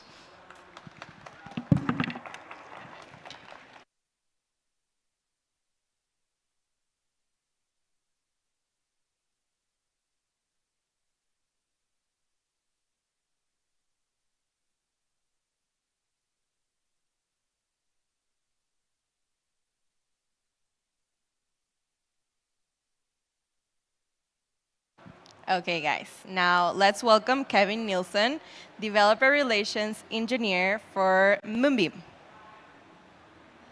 Hello, everyone. Thank you so much for coming out early to ETH Denver. I know the main event doesn't start until tomorrow, so it's awesome that y'all are here. And I'm really excited to talk to you about connected contracts on Moonbeam.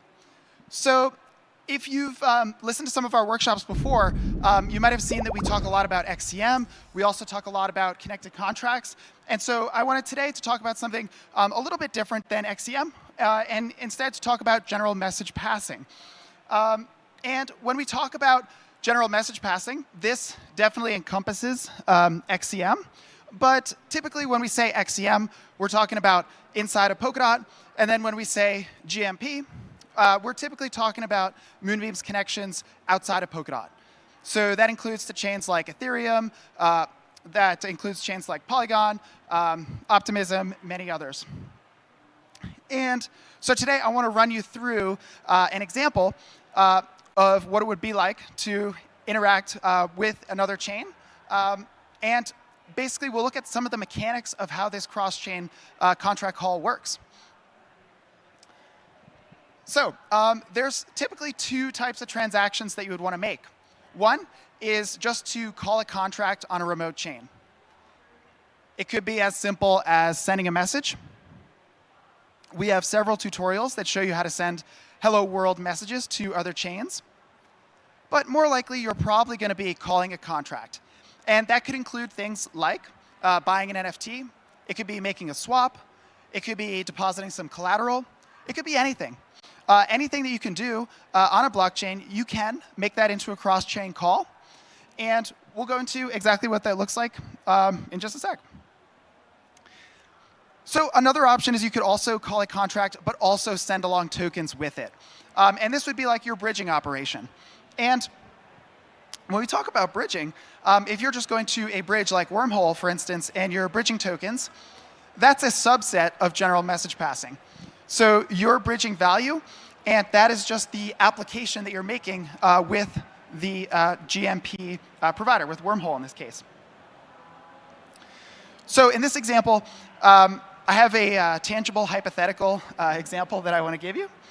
And we'll be using Axelar here as the GMP provider.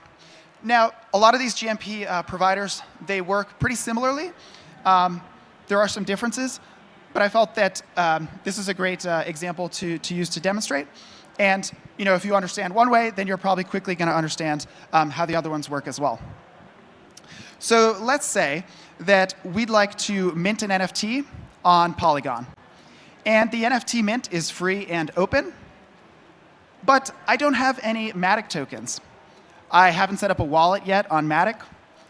But I do have Glimmer tokens on Moonbeam. And so what I can do is I can send a message from Moonbeam through Axelar to actually buy that NFT for me. And I can have that NFT sent to the same wallet address that I own on Moonbeam, just on the Polygon network. And I don't need to go out, and I don't need to go out and buy Matic funds. I don't need to change the network in my MetaMask. I don't need to go and add some new RPC URL and switch networks and have a bunch of pop-ups. Instead, I can confirm one transaction on Moonbeam, have it go through Axelar, and then take the action that I want to take. Now, we're showing Polygon here as an example, but there's a huge number of other chains. So if you want to buy an NFT on a layer 2, if you want to buy an NFT on Ethereum, if you want to buy it on a whole host of other chains, that's also possible as well. We're just using this for the example. So there are 3 steps. There's the destination chain, there's the Axelar network, there's the origin chain, so that's Moonbeam. There's Axelar, and then there's the destination chain, which is Polygon. So let's take a closer look at what we're doing in each step. So on Moonbeam, with the source chain, if I have a dApp that I'm creating and I want to use it to purchase the NFT on Polygon, the first thing that I'm going to do is I'm going to call the Axelar gateway contract. And the Axelar gateway contract has a couple different methods, but the two ones that we're going to be talking about are the call contract or the call contract with token. And that corresponds to exactly what I mentioned in the last slide, which is the two main use cases that we're going to use GMP providers to do. So when you call the Axelar gateway, it's going to ask for 3 simple parameters in call contract. That would be the destination chain. So that would be Polygon in this case. That would be the destination address. If we are minting an NFT, that will be the NFT contract itself. And then it's also going to take a payload. So this is the call data. What is the function that you want to call? What are the parameters that it requires? And it's going to look and feel exactly like just a regular contract call. So there's nothing special here, just the function that you want to call and the parameters. So in this case, if you are doing this free mint, you're probably going to need to provide an address that you'd like the minted NFT to go to. You also, depending on the NFT contract, you might have to specify, I want 1, I want 2. So we'll specify an amount of, let's say, 1, right? So that will be wrapped up in the payload. Now, one important thing to mention is that the GMP providers do use different chain IDs than the typical EVM chain IDs.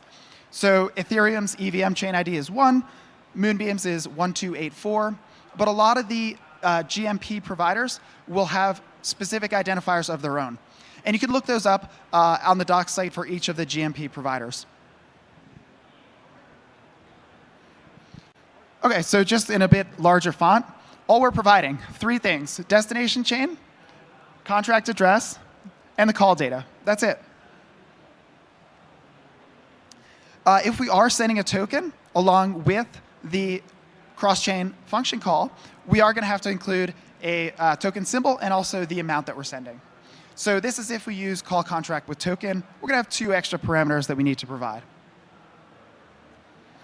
OK, and the last step here of what happens on the origin chain, which is Moonbeam in this case, the last thing is that we're going to have an event emitted that corresponds to the call contract or the call contract with token.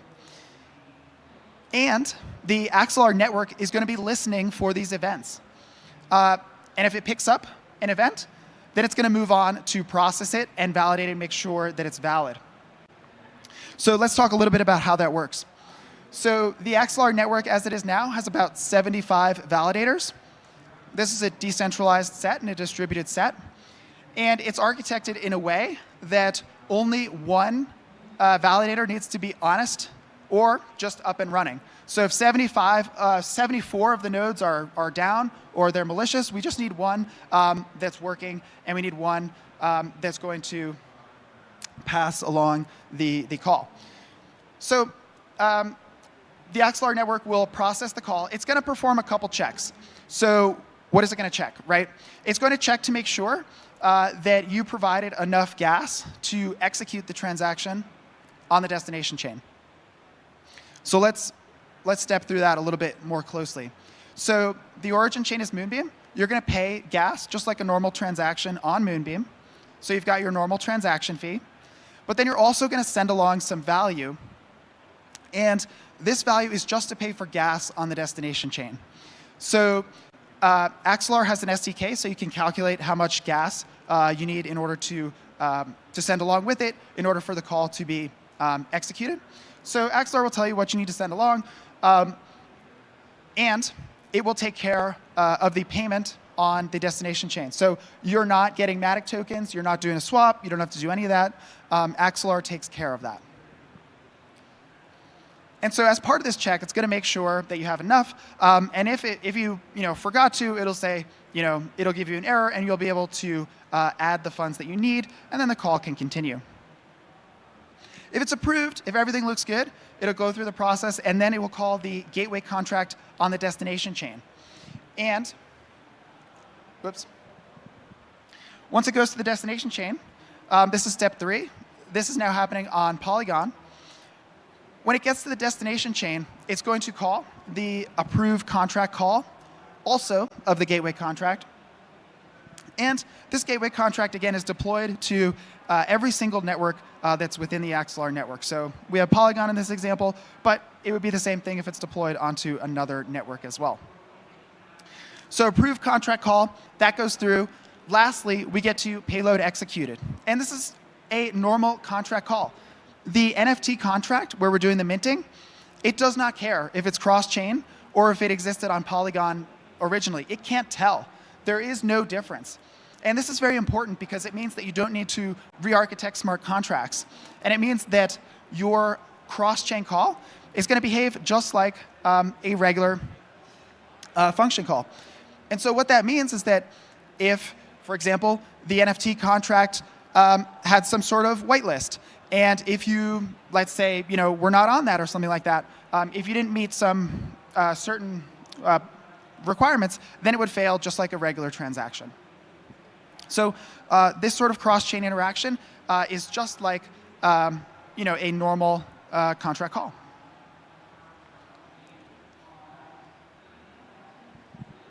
So with Moonbeam, you can reach any user and any asset on any chain. And we'll dive into a bit more of how this works. Moonbeam is the best place to deploy your application because you don't need to worry about, hey, if another like L2 pops up and I need to have access to the users on that chain, or if something pops up overnight, you don't need to worry about saying like, how do I access these users? How do I access the liquidity on this chain? The reason for that is because the GMP providers are adding new networks all the time. So if Axelar adds a new network, Moonbeam doesn't have to do anything. Moonbeam is connected to Axelar, and so we're going to be connected to whichever new network that Axelar adds, which is really, really cool. So Moonbeam has a ton of different GMP provider integrations, and this is a big deal. Personally, for personal developer preference, some people might be more comfortable with one versus the other. And secondly, for redundancy. Some GMP providers do have scheduled downtime during short windows. And so you might need to have another way to get your message across during that time period. And it's always good to have a backup. So Moonbeam is integrated with Axelar, Wormhole, Layer 0, Hyperlane, and all of these are great, great options for building a cross-chain connected contract. So I want to talk a little bit more. We'll zoom out a little bit from the specifics of the cross-chain message, and we'll look a little bit more at an overview of cross-chain connected contracts and multi-chain components. So the first thing is that we've had this belief for a while, and it's that the future is multi-chain and cross-chain. And part of the reason for that is because it's so easy to launch a new chain. Tansy will be on stage in 2 talks from now, and you'll learn about how you can launch an app chain very, very quickly. And there are layer 2s spinning up all the time. And so we believe that this proliferation of chains is going to continue. And so do we want to be in a spot where users are kind of bouncing from chain to chain and having kind of a difficult experience moving between them? Or do we want to have one that's a lot more fluid that doesn't require users to constantly change their network, but gives them the benefits of accessing assets, users, buying NFTs, and doing all of this in a much more enjoyable manner? In kind of the years past, the common kind of solution to building like a multi-chain approach was to pick one chain, 1 or 2 chains, and then say like to your users, hey, we're here, come find us here. You can bridge to them. You can go and buy native tokens, and then you can interact there. But this is definitely segmenting your users, right? You're asking them to bridge. You're asking them, they may need to set up a new wallet. And so that's a little bit tricky. And in another case, this kind of evolved right onto, okay, rather than picking 1 chain or 2 chains, we're going to say, let's just deploy everywhere, right? And let's deploy the same exact thing to all these different places. And for certain DeFi apps, right, you're going to fragment your liquidity. You're going to fragment your users. You might have features that are specific to one particular chain.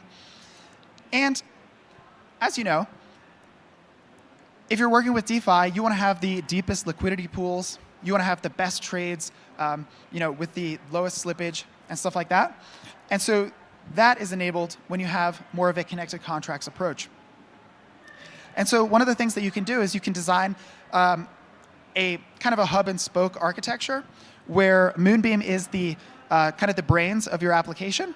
And then you can have satellite smart contract logic on connected chains. So as an example, gas on Moonbeam is cheap. And so you can have more complex computation on Moonbeam, making decisions within your smart contracts. And perhaps you have things like depositing collateral, a simpler operation. Perhaps you have that on Ethereum or your other connected chains.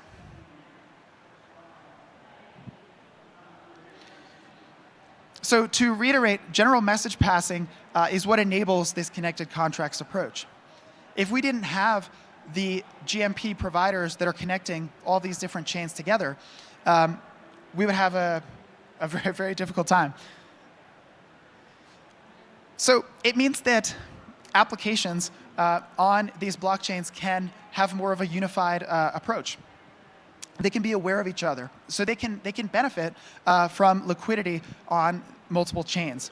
And so rather than having distinct deployments that don't know about each other, that don't benefit from each other, you can have a more holistic approach where the liquidity could be shared, or you can tap into assets on other chains. And one example that I want to highlight, Prime Protocol is a cross-chain prime brokerage.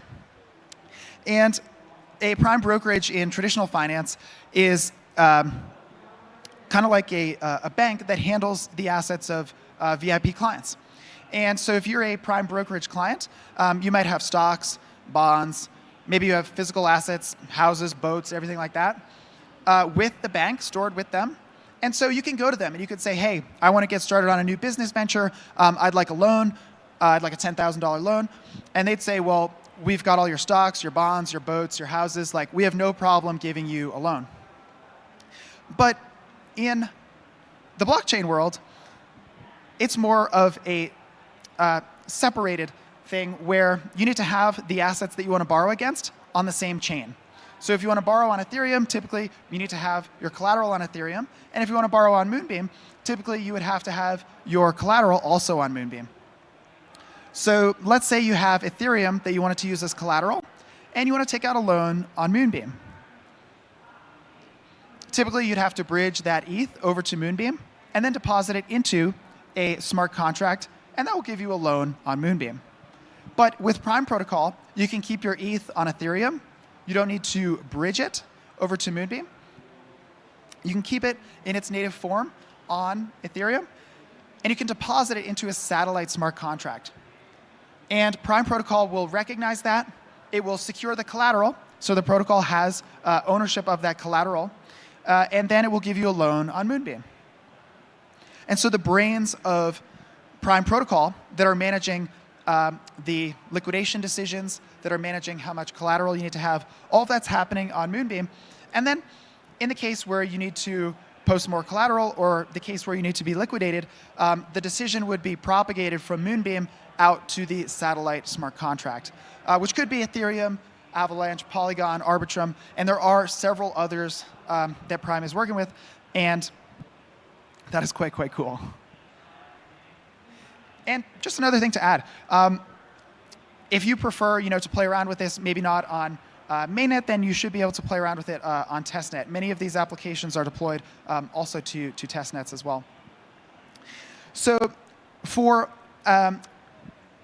the last, right before I wrap up, I do want to highlight one more thing, which highlights kind of the intersection of GMP and XCM. So, and that's Moonbeam routed liquidity. And Moonbeam Routed Liquidity is a solution to get assets from outside of Polkadot very easily into Polkadot parachains. And so the idea here is that you may want to bring assets from outside of Polkadot, maybe Ethereum, maybe ones on Avalanche or Polygon. Again, many others. We're just showing 3 here just for illustration purposes.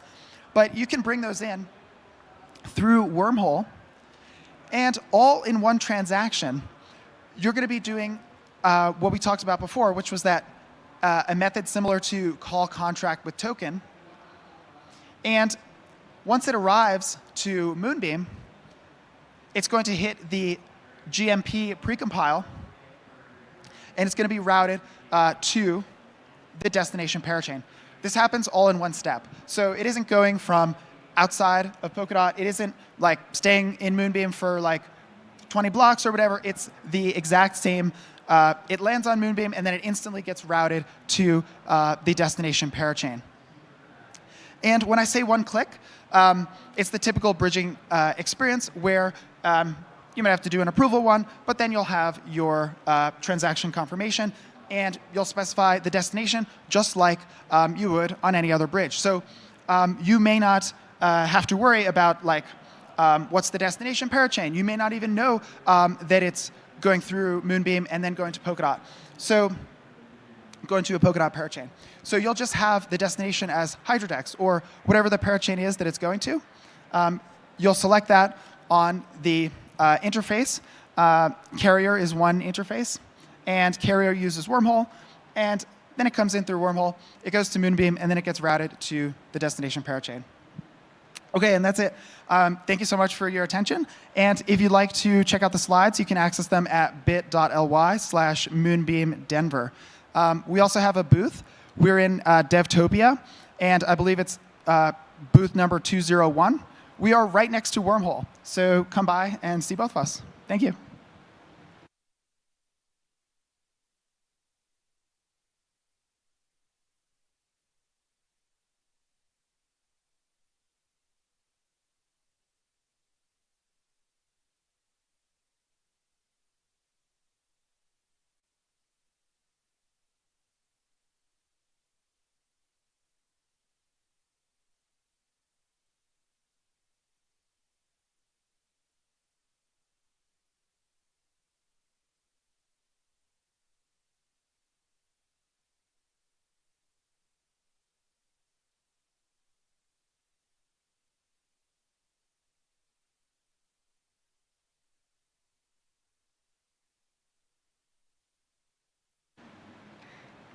Okay, thank you for that. Up next, we have Matej Bai from Turn. So give him a huge welcome. Hey, hello everyone. That's correct. Thank you so much for having me.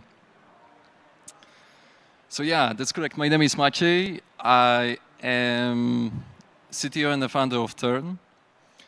From today's talk, you can expect everything about interconnecting chains together. So in Turn, we provide the layer that shuffles the assets between, that shuffles the calls between the chains.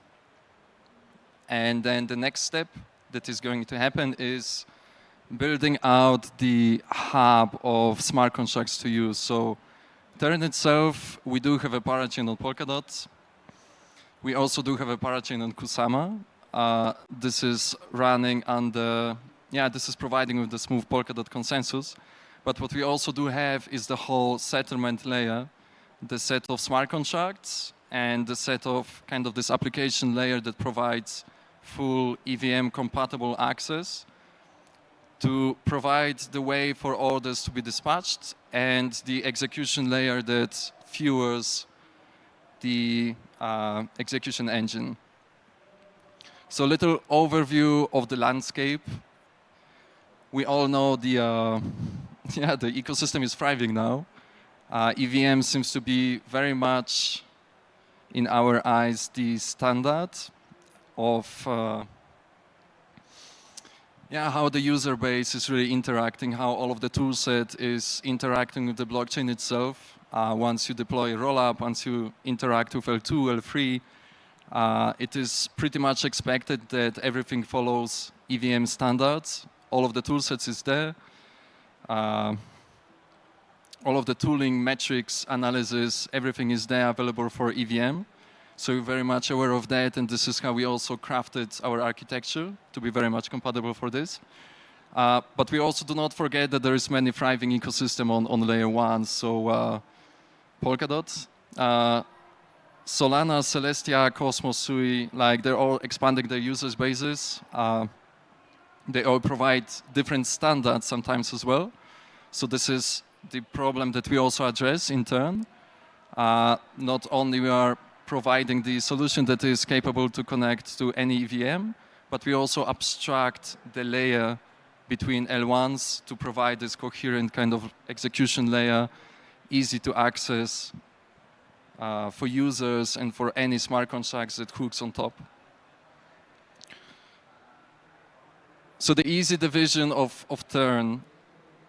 Tern has started with this grandiose vision to provide the interoperable smart contracts. As simple as it sounds, it does need the execution layer to provide essentially for all of the smart contracts that are running, for all of the transfers that are happening, for all of the generic calls. They will not be effective if there will not be a layer of execution behind that would essentially receive those orders, receive the balance transfers, receive the generic calls, and dispatch them to the target chains.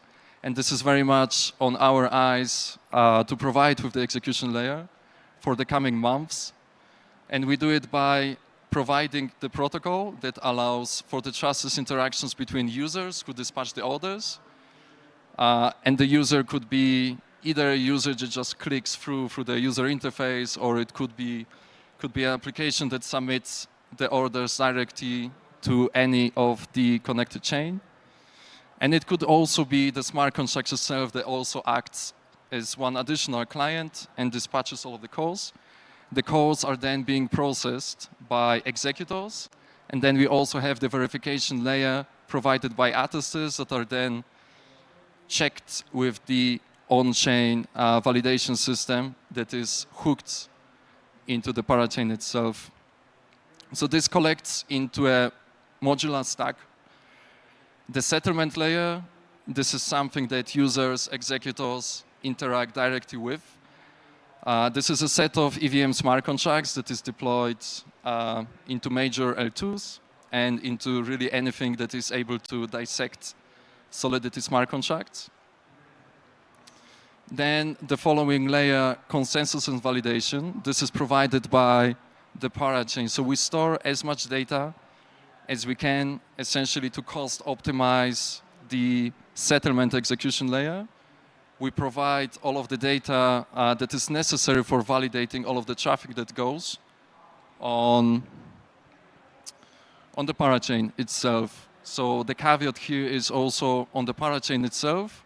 We do provide the on-chain trustless validation of all of the headers and the validation of the L2 traffic that is happening.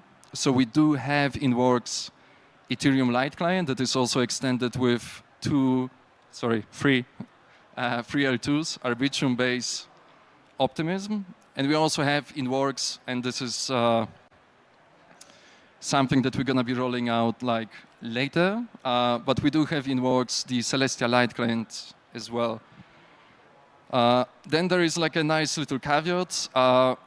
We do experiment with, and we do have already something that is in works, like an L3 that provides a smooth way for attestations to be collected.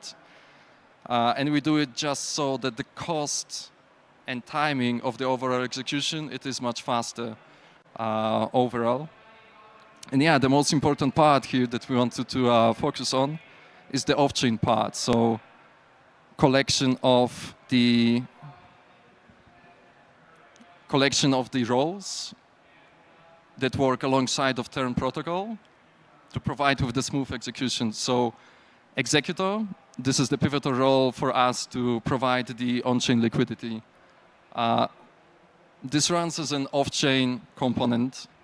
Executor follows Stern protocol, which could be very much simplified into like a simple open market game. So user specifies the parameter of the order, user specifies what needs to happen, and also user specifies the reward that is able to essentially give away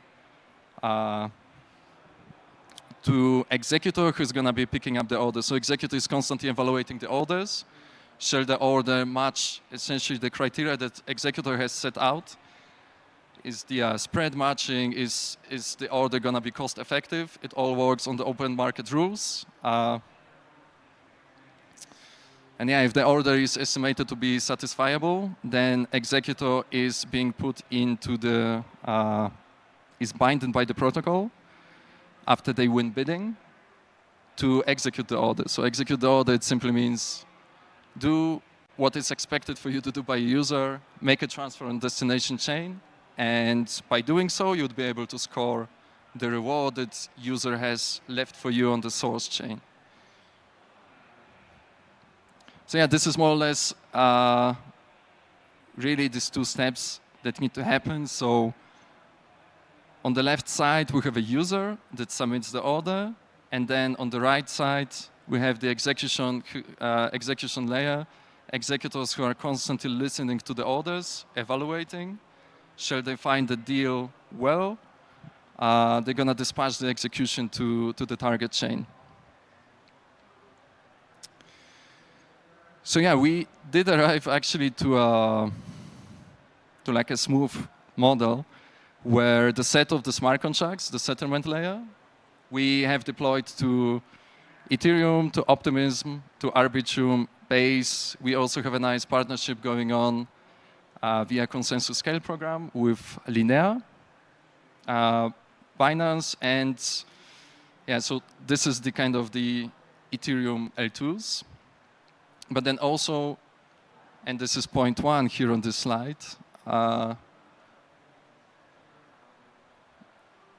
throughout making the parachain itself EVM compatible, we did arrive to the model where essentially all of the assets are seamlessly mapped as an ERC20 itself. So what it means is if you're able to transfer any Polkadot asset, is either using XCM, or we also have our own kind of Terra native kind of like escrow log system to offer the funds as a reward. So it all follows the Terra protocol, but you can offer the funds as a subject to be reward that you're gonna leave for executor on your source chain that doesn't necessarily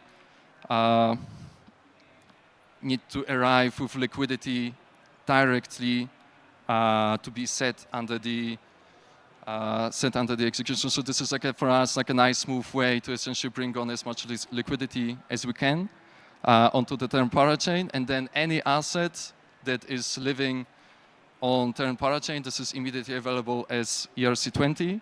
Therefore, we essentially arrive to the flow where the settlement layer, all of the executions that they listen, they follow exactly the same procedure, and the software of running executor is not that complicated because it essentially is everything EVM compatible, everything works in either ERC20 or native tokens. So yeah, essentially any asset that is visible in Polkadot Asset Hub could be kind of seamlessly mapped into a ERC20 equivalent once it lands on the Terra parachain. Plus any ERC20 essentially would do to be used as either rewards or the destination asset that users would like to see being subject of the order itself. In practice, once we invite the executor to be part of the network, we're going to be focusing on ETH, wrapped ETH, USDC, Kusama stables, DOT, and Celestia that follows. The slide about the costs. So we did craft all of these layers of execution essentially to make it quite cheap. The cost of execution itself this scales down significantly to comparing to like a traditional swap that you would see on a DEX. So like a traditional Uniswap asset swap, this would consume more or less 190K of gas. What executor needs to pay is this is being scaled down to a cost of a single, the worst case scenario here is ERC20 transfer. When the asset exchange involves the native asset, so Ethereum, then this is much lower, 21K gas. But yeah, still very much, much cheaper than regular swaps on the DEXs. And yeah, for user, this is gonna cost about 70K gas, so also quite cheap.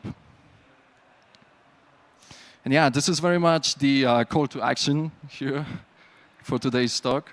So we are collecting and actively looking for partners for us to bootstrap the execution layer. If you would scan this QR code, this would take you to a page where you can start registering as an executor. The stage where we are at right now, all of the setup of settlements is being deployed and is now being under audit.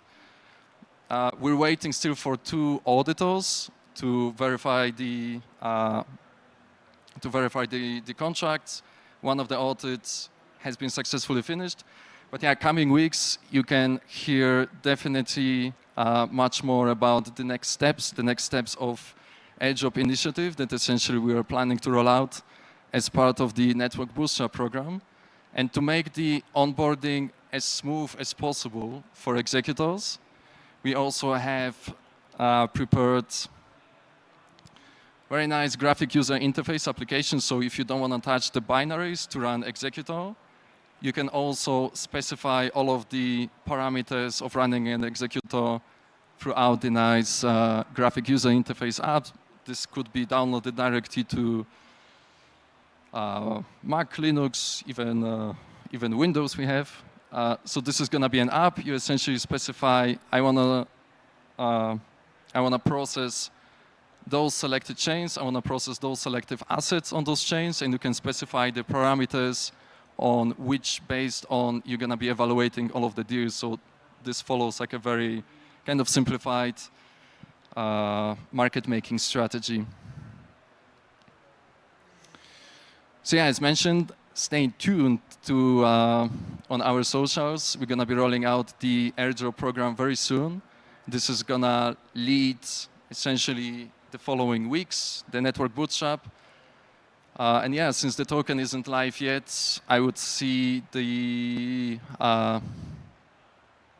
airdrop program, the perfect timing for getting involved with the project. We do have very nice incentives baked into the airdrop program itself. So yeah, quite exciting actually time, and the perfect timing for this conference for us to be at. So thank you so much. And maybe there is even some questions that I could help with. Thank you so much.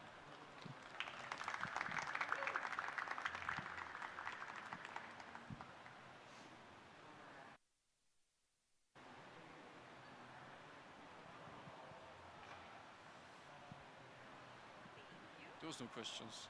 Oh, do you want to ask? Question to myself. Right hand is to You're welcome. Okay, coming up next, we have Tansy. So let's welcome Tiago.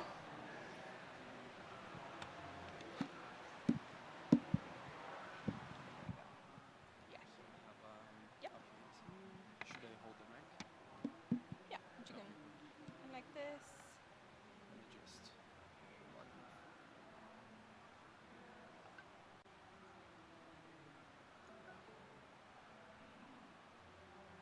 we go. And slideshow. Yeah, December. No worries. This No, one? that one. Yep, It's free, right? it's free. Let me just make team happy. Yeah. It's gonna connect itself. Yeah, it's already right. There you go. And slideshow. Perfect.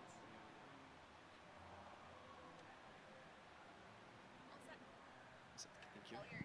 Oh, let's put don't allow. Don't allow? Oh, yes, allow, because this is the X. Quit. There we go.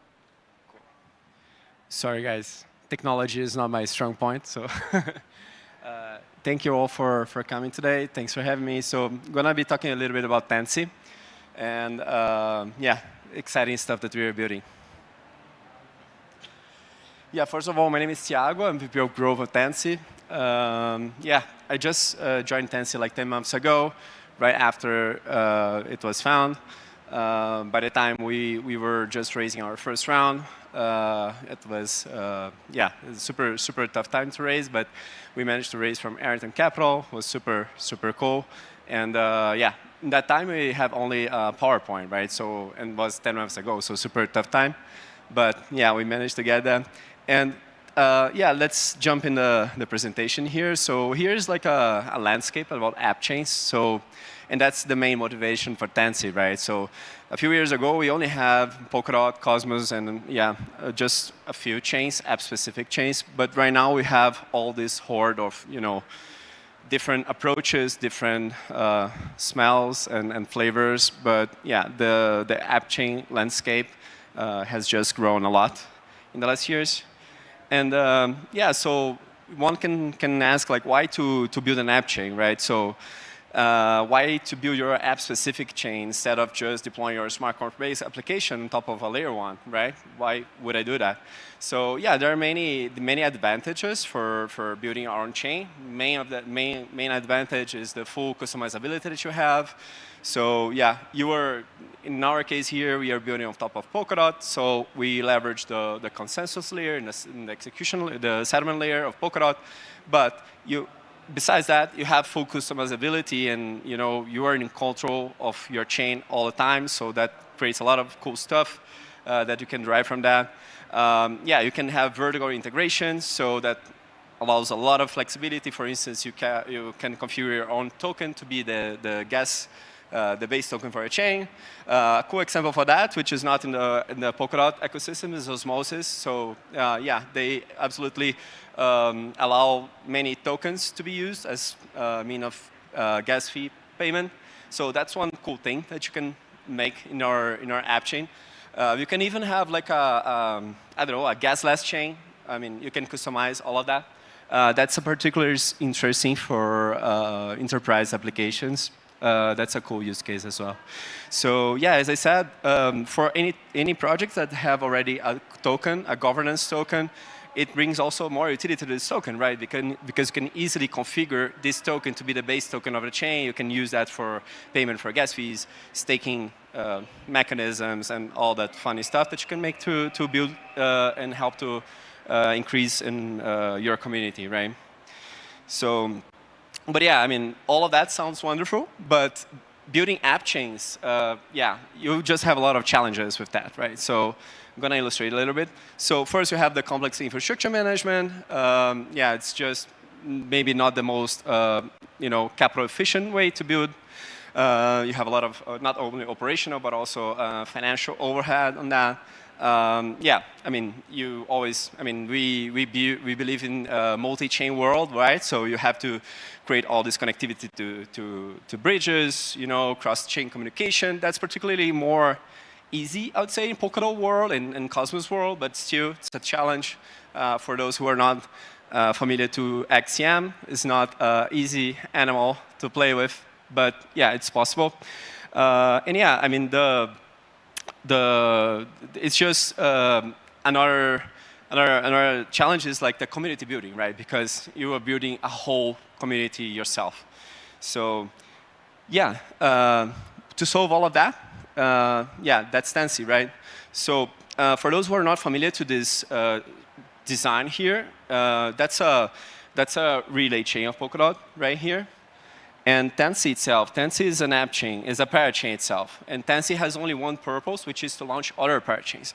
It's not accurate to say that we are launching app chains on top of Tansy, but it's accurate to say that Tansy is enabling other parachains, leveraging our shared sequencer set. In Polkadot, we have this fancy name for sequencers, which is Clader.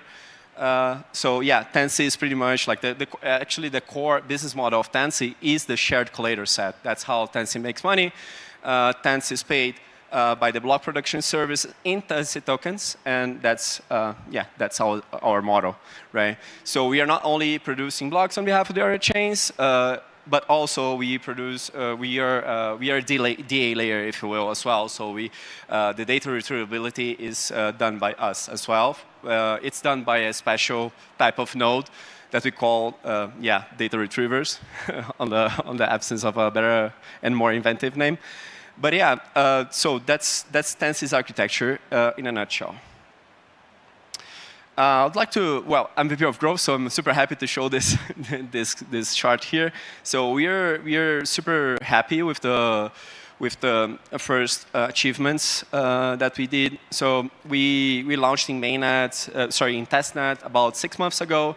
During this time, we onboarded 200 new projects in Polkadot. So of course, these projects they range a lot. Like the level of maturity of all these projects, they range a lot. We have individual developers, we have more consolidated projects, but yeah, that's a quite impressive number, and we are super proud about that. Also, talking about community, we have like global communities. We have already ambassadors and people, producing content and spreading Tansy's word in 11 countries. Yeah, it's just super exciting to see this super vibrant ecosystem that we are building. Yeah, about competitive landscape, right? So I think, as I mentioned in the beginning, the app chain landscape has grown a lot in the last years, but we still, we believe that we have a lot of competitive advantages, especially when it comes to the shared security. So Polkadot is uniquely enabling not only the shared security model, but also all the communication through Axiom. So I think when you combine all of that, that's super powerful, right? So yeah, so here in the left side, you have all these advantages I said, but you still have the disadvantages, which are the crowd loans. Yeah, if you want to bootstrap your own parachain, you're also responsible for bootstrapping your own collator set. And yeah, that's a little bit of the problem that we want to address. So yeah, and we believe that this is going to be reducing really significantly the hurdles to build on Polkadot. When the discussion comes more to this side, that maybe is more, I'd say, hot or has more narrative. So we have other problems in this infrastructure. So for instance, if you're talking about optimism, so optimism, they don't even have the fault-proof thing. So what it means in practice is that if there is a challenge, we are relying on Optimism team to say what transaction is valid, right? So that's okay. I mean, there's no bad thing on that, but just doesn't work for several applications, right? If we are really willing to build actual protocols, maybe there's not the structure that you want. If you're talking about Polygon CDK, for instance, that's super centralized infrastructure, so you apply to receive a slot and have the right to develop your own chain in that infrastructure, and so on and so forth. If you're talking about Avalanche, that's the other side. I mean, there's a very high cost to put all the nodes infrastructure in place. So yeah, we believe we are addressing all of that in Tansy. So we are very proud of that, actually, and I think this summarizes everything that I just said. So this is a screenshot of Tansy app. And as you can see here, what we built is pretty much like a wizard. It's pretty much like when you are installing some software in your computer, you just give some parameters and you go through this workflow here. So first you're going to choose if we're going to be, first you connect your wallet over there. It can be a MetaMask wallet. We implemented a connection to MetaMask using snaps, which was super cool. Before, you needed to connect using a Talisman or Nova wallet or any other Substrate wallet. Now it's it's feasible using MetaMask as well. So once you connect your wallet, you are redirected to this screen here. You select the template you want to do. That's another super cool thing about Polkadot. So Polkadot has these precompiled templates. And the way we structured that is that our EVM template is a fork of Moonbeam template. We have also a substrate template and a custom template. In the case of Parachain wants to delegate the block production functionalities to Tansy, it can be done also with this type of custom deployment, right? So here you give some parameters, right? So the name of the token, the amount of decimals, the pseudo account, which is the master address, which is the master address of your chain. Other stuff you can input here as well, like your gas fee policy. Maybe if you want to deploy smart contract on top of your chain as well to make some some token distribution right in the Genesis. I mean, you can configure all of that here. And at the end of the process, what we have is it's a full running chain producing blocks already with integration to RPC endpoints, to block explorers, and a lot of integrations to other tooling as well, like wallets, indexers, bridges, you name it. So we are constantly looking forward to having more integrations here. You can think of TansyDApp as pretty much like a shopping cart, So we just select the items that you wanna, eat, and we cook the dinner for you. That's another way to explain how Tansy works. That's another super cool thing that's uniquely enabled by Polkadot, the forkless updates, right? So imagine that once you deploy your chain, you want to, change the indexer that you are using. So that's fine. You can just update your runtime and kind of redeploy your chain by leveraging this forkless update infrastructure. Yeah, that's pretty much like the UI of Tansy. And once you connect your wallet again after deploying the chain, this is going to be pretty much, and I'm sorry that I don't have a print here, but it's going to be pretty much like a control center of your chain. You're going to have like dashboards. You're going to have all the other tooling. You're going to have your RPC endpoint, your links to your block explorers, and all that stuff. So it really becomes like a control center of your chain. And that's pretty much it. I think we are already out of time. But yeah, I really encourage you guys to follow us in the social media. We are super excited about the community and about everything. So follow us in Twitter, follow us in LinkedIn, whatever you guys prefer. Yeah, it's super happy to answer any questions you guys might have. And thank you very much for listening.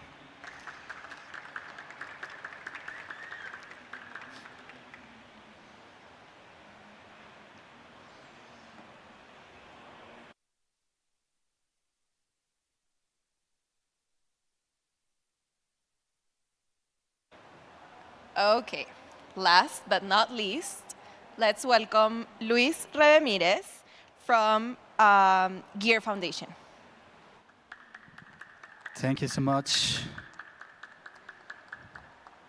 Okay.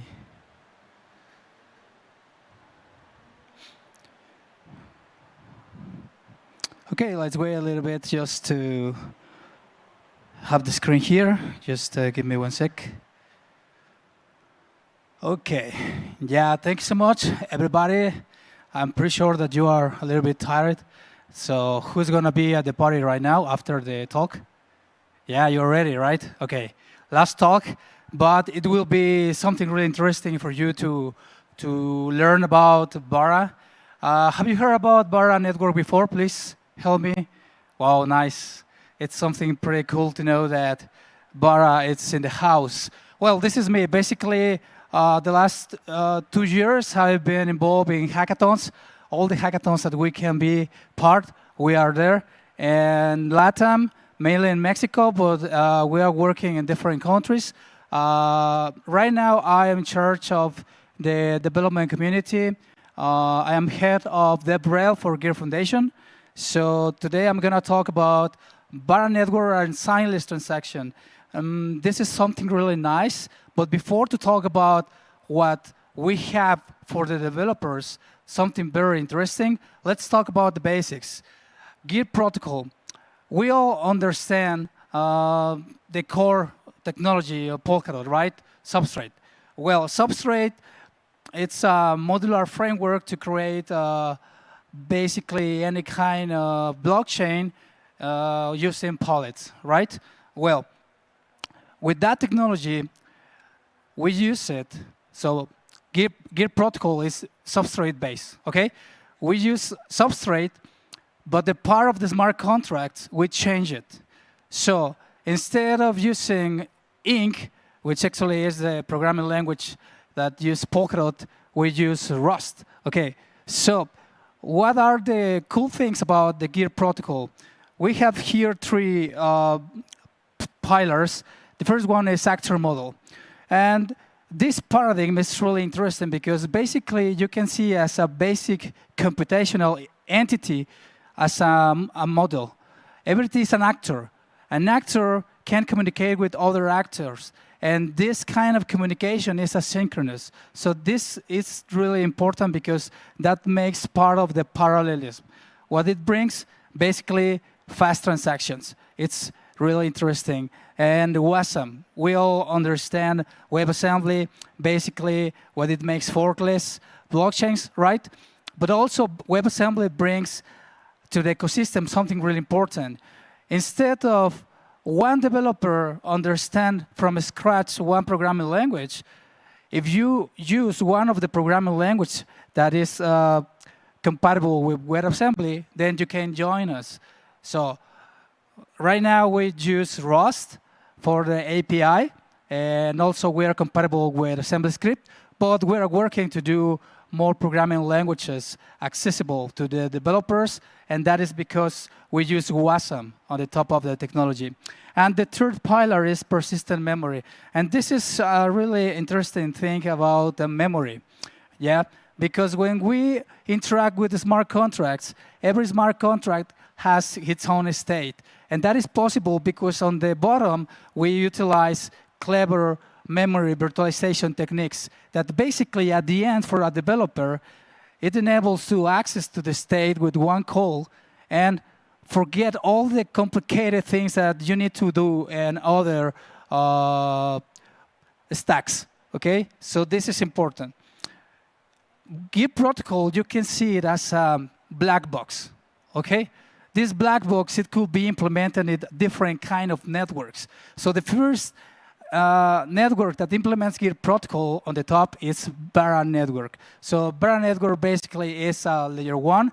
It's a scalable and secure layer 1 built on top of Git protocol.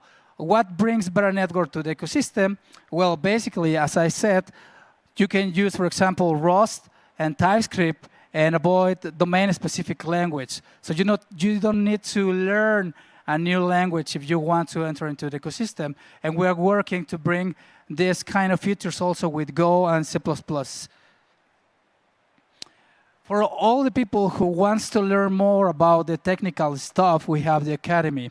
This is basically an online course that you can do on your free time, and you will understand how to use Rust to implement smart contracts in an easy way. So try it, and you will be really happy to see how easy it is to build smart programs in Bara Network. Also, we have our ambassadors program for all the people who likes the blockchain technology. It doesn't matter if you are a technical guy, girl, or if you like another kind of stuff on the blockchain ecosystem, you could be part of this revolution. And this is one of the more important things that we have right now is basically the grants. Everybody wants to know what technology is giving grants to build and grow the ecosystem. Well, Bara Network is right now giving grants for all those developers and projects who want to get in and build something really nice and incredible.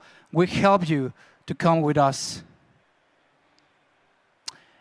This is more information about the developer program. Basically, if you are trying to build gaming, if you are trying to change from Web 2 to Web 3, and you have a great idea, or if you want to get technical support or get more tooling, it doesn't matter what you want. We have all the information and tools for you. Okay, let's talk about the more important thing because, yeah, when we understand something new, we want to realize what is the difference between what there is outside the ecosystem and what is new on this new ecosystem and this new platform. Bara Network is young but powerful. We started mainnet in September of the last year, so we are growing with different integrations and apps.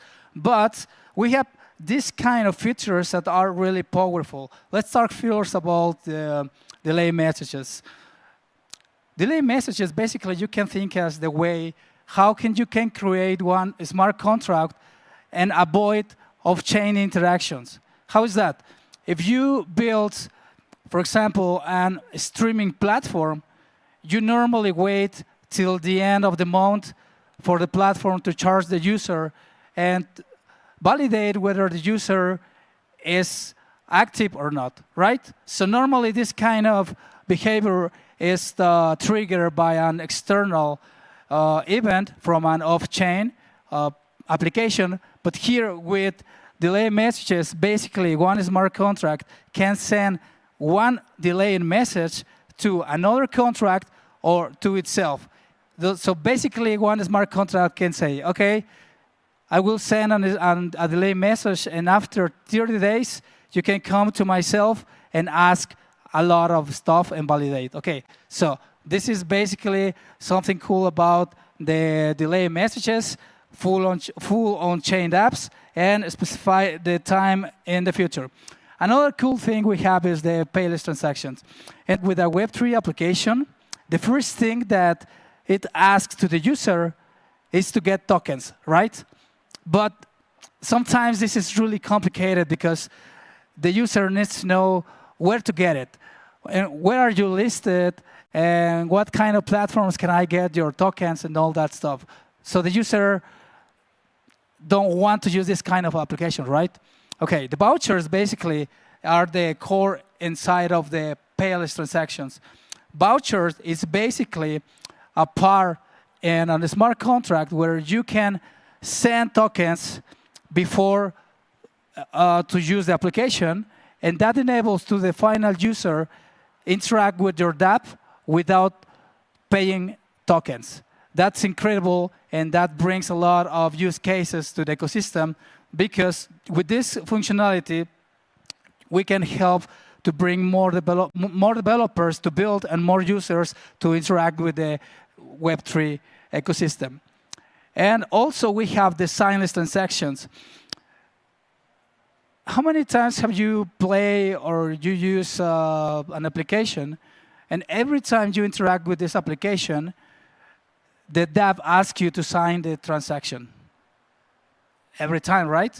So if you are using a game or a DeFi platform, and if you want to interact with this application but just avoid these kind of messages, then the signless transaction is basically what we need. We enable trusted sessions, which basically we create one session for one user in one dApp, and we just set the amount of time for the application to interact, and we create in the middle a key pair, basically a private and public keys that acts on users' behalf. Basically, this account interacts with the smart contract, and every time that this transaction is to be signed, we use this temporary account.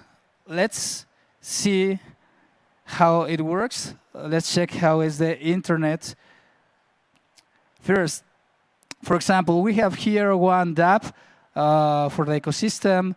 This is a Mexican application. One team in Mexico built this beautiful application, and they use vouchers.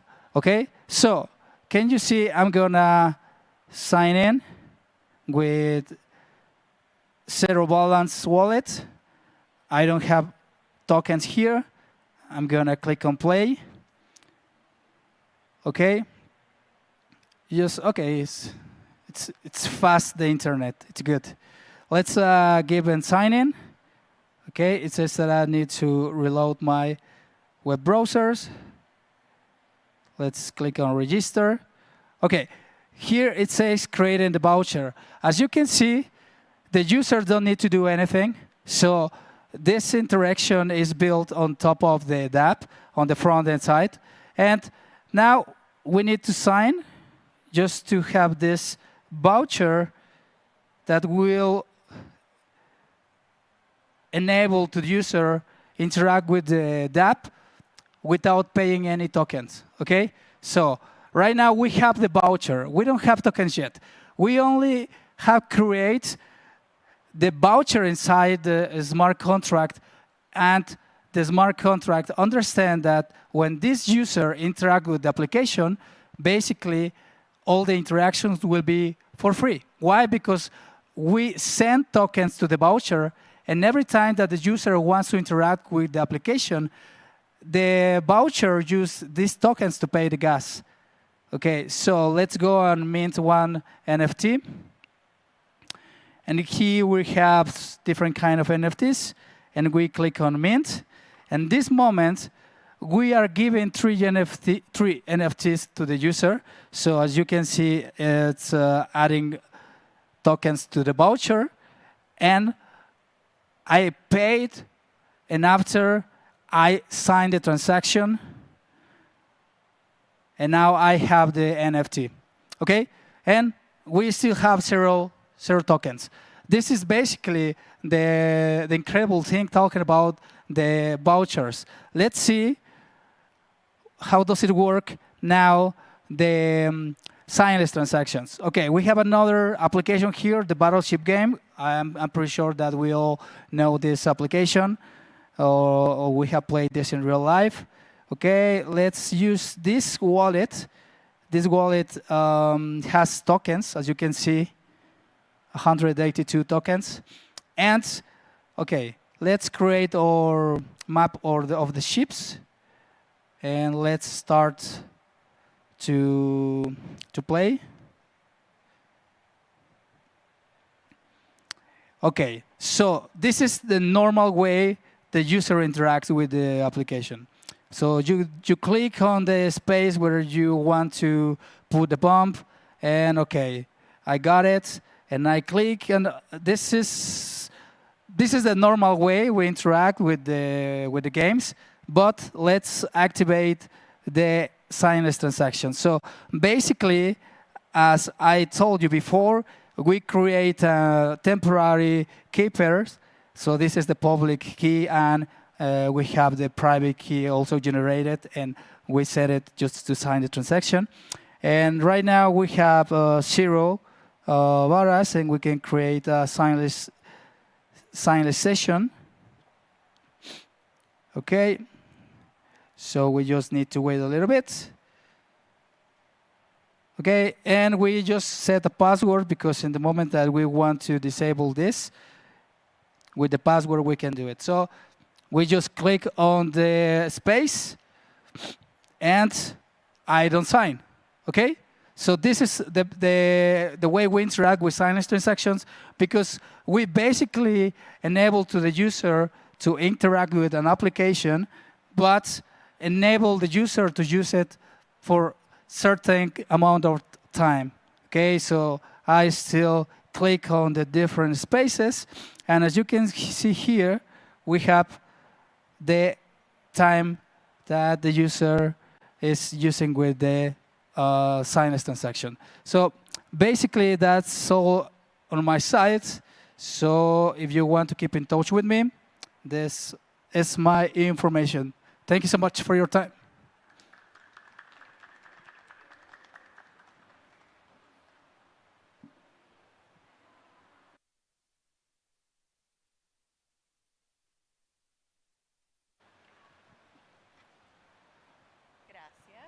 Thank you everyone for coming. So let's enjoy some pizzas and some drinks down here, and we hope to see you tomorrow at the Polkadot booth.